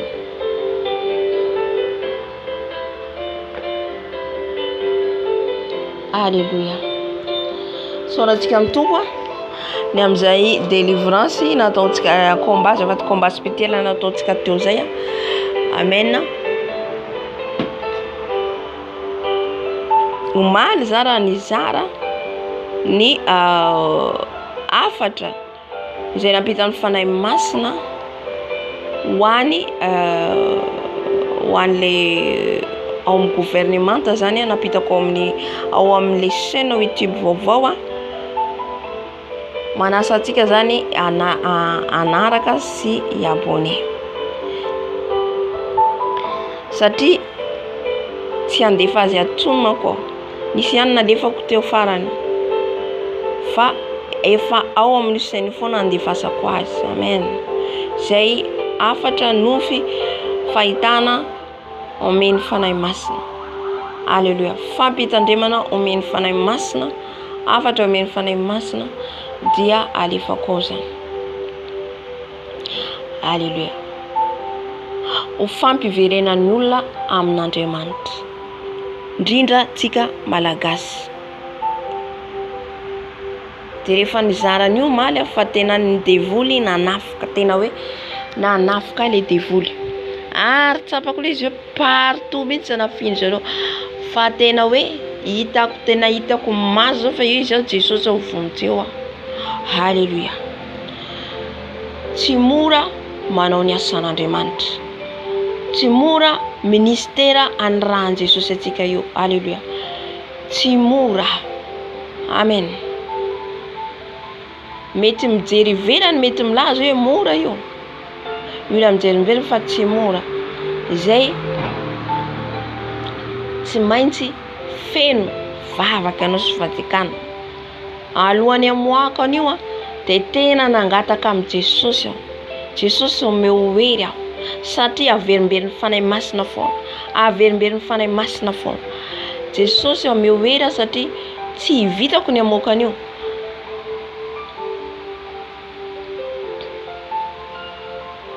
De saika amoaka zavatra hafa aho de io no voateniko. Mbola very ny fanahy masina hoe zaraina, teneno. Fa aza matahotra ho izy. Aza matahotra. Alléluia.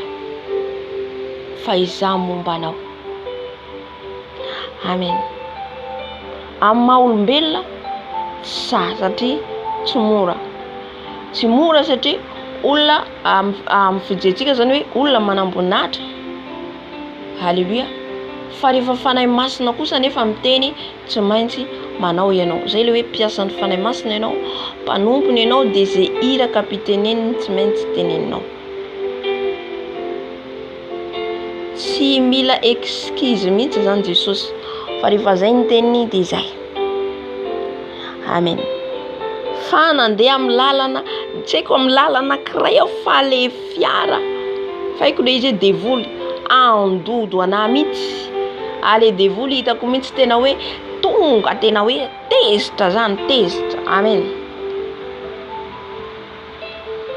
Fa hoy sa Jesosy efa nomenao ahy, efa niranao ianao ty de ataoko ty na de tafiny zero anao ty Jesosy fa tsy aho. Halleluja. Amen. Ka mila tsika mifampivavaka zany, entina roa ambavaka ihany koa zao fa tsy mora ny asa ametrahan'ny Tompo.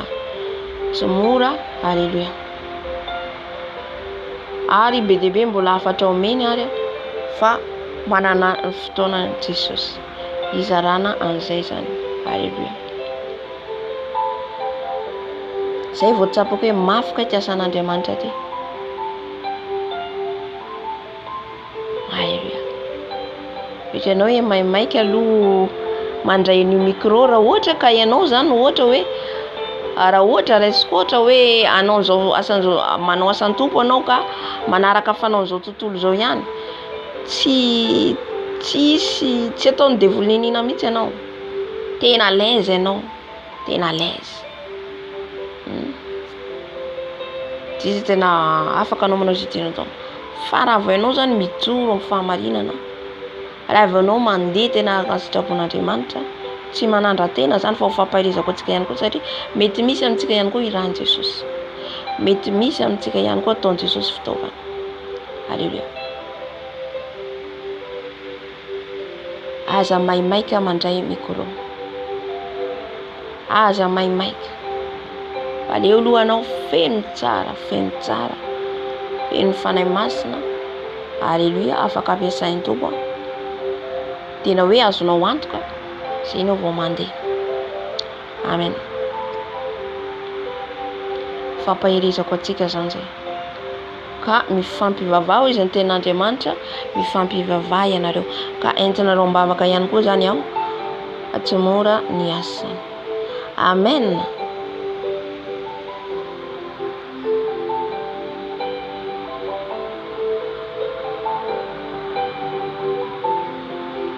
Anaraka hira vitsivitsika dia mamarana ny fotoana, dia fotoana tsika arapitso amin'ny eo amin'ny 12 angamba manomboka. Amen.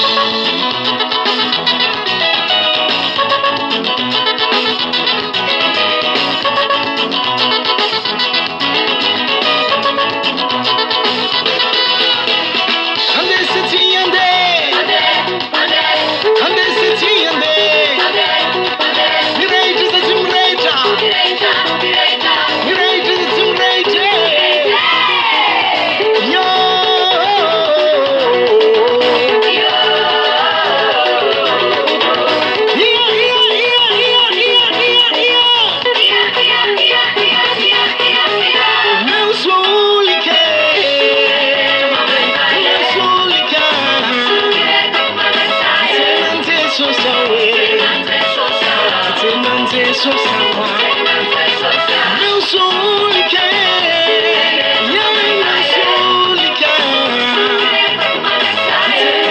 Jesus não é, Jesus não é, Jesus não é, Jesus não é. Alléluia. Foninaitsenan Jesosy vetsika dia mila mameno ny solika. Amen.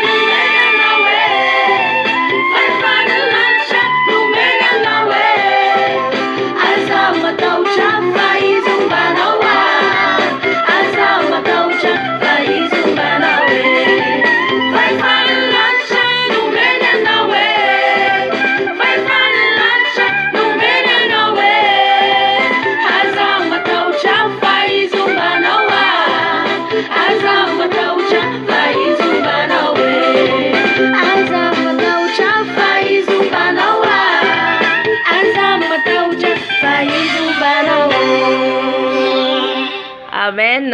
Anaraka anankiray dia faranantsika ny fotoana. Amen. Tsara mijery anao Jesosy.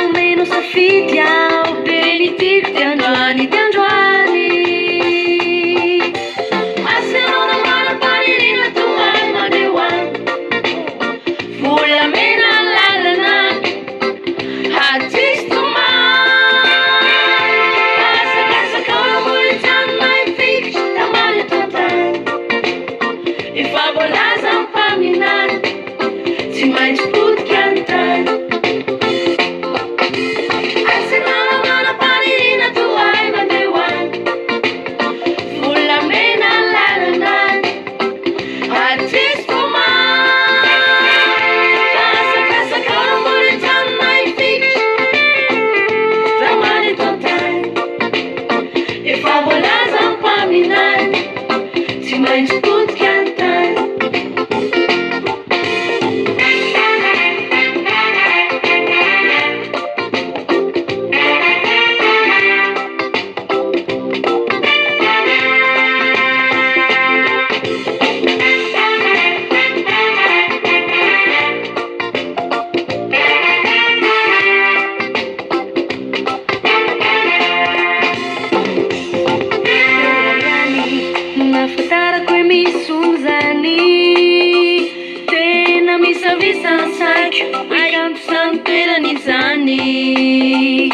Ny fiainako eto an-tany efa madiva sy efa kelikely any.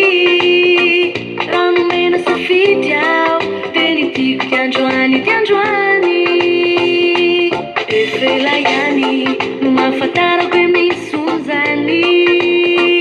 Tena misavisa ny saiko hoe kanto zany toerana izany. Ny fiainako eto an-tany efa madiva sy efa kelikely any. Rano mena safidy aho teny tiako tiandroany tiandroany. Asinao amalapanirina tohay mandeha hoany. Volamena lalanany ary tsisy tomany. Asakasakao ramolitsany mahifikitra tamany eto an-tany. Efa voalaza ny mpaminany tsy maintsy potika ny tany. Ianao misy mamanapanirina tohay mandeha hoany. Volamena lalanany ary tsisy tomany. Asakasakao ramolitsany mahifikitra tamany eto an-tany. Efa voalaza ny mpaminany tsy maintsy potika ny tany. Efa voalaza ny mpaminany tsy maintsy potika ny tany. Efa voalaza ny mpaminany tsy maintsy potika ny tany. Indray andro any. Sotra Jesosy tsy maintsy potika ny tany indray andro any. Amen. Marina izany a. Hivavaka antsika amarana ny fotoana. Eny Andriamanitra tompo be famindrapo io, Andriamanitra lehibe ianao ary isaorana ianao tompo ny amin'ny fanatrenao teto niaraka taminay. Sotra Jesosy ny amin'ny fitarian'ny fanainao masina. Sotra ny amin'ny fijoroanao vavolombelona. Sotra Jesosy nanomezanao anay teny ahafanay mandiny tena. Misaotra makasitraka Jesosy. Derainay foana ianao, kalazainay foana ianao Jesosy mandritra ny androm-piainanay. Ary omenay voninahitra foana ianao Jesosy. Mametraka an'izao maraina efa vaovao zao eo am-pelantananao izay. Arovanao zay Jesosy amin'ity androandroany ity ny miasa izay ataonay. Ao ihany koa ny mbola atory Jesosy dia ny mety torimaso mamboavela herika ianao. Ary arovanao ny rano ny andrakotra Jesosy. Mba tsy isana nandevolo fahefana ny fiainanay. Jesosy ka izay programa satana rehetra omanina izy ireo tamin'ity androandroany ity dia efa tsy ambinina zany satria efa niravanay teo. Ka dia saotra dia laza toa apetraka aminao koa ny programa Jesosy rariva. Mbola ianao hatrany no hitantana. Mbola anao hitrany no hitarika. Ka misaotra tompo. Alleluia. Amen. Amen. Dia mirary soa atsika rehetra ny fiadanan'i Jesosy Kristy tompony tononoko amintsika ary ihany koa anjaka amin'ny tokantranontsika sy ny ankohonantsika. Amen. Tahian Jesosy tompo daholo tsika dia rariva indray ny fotoanantsika. Amen.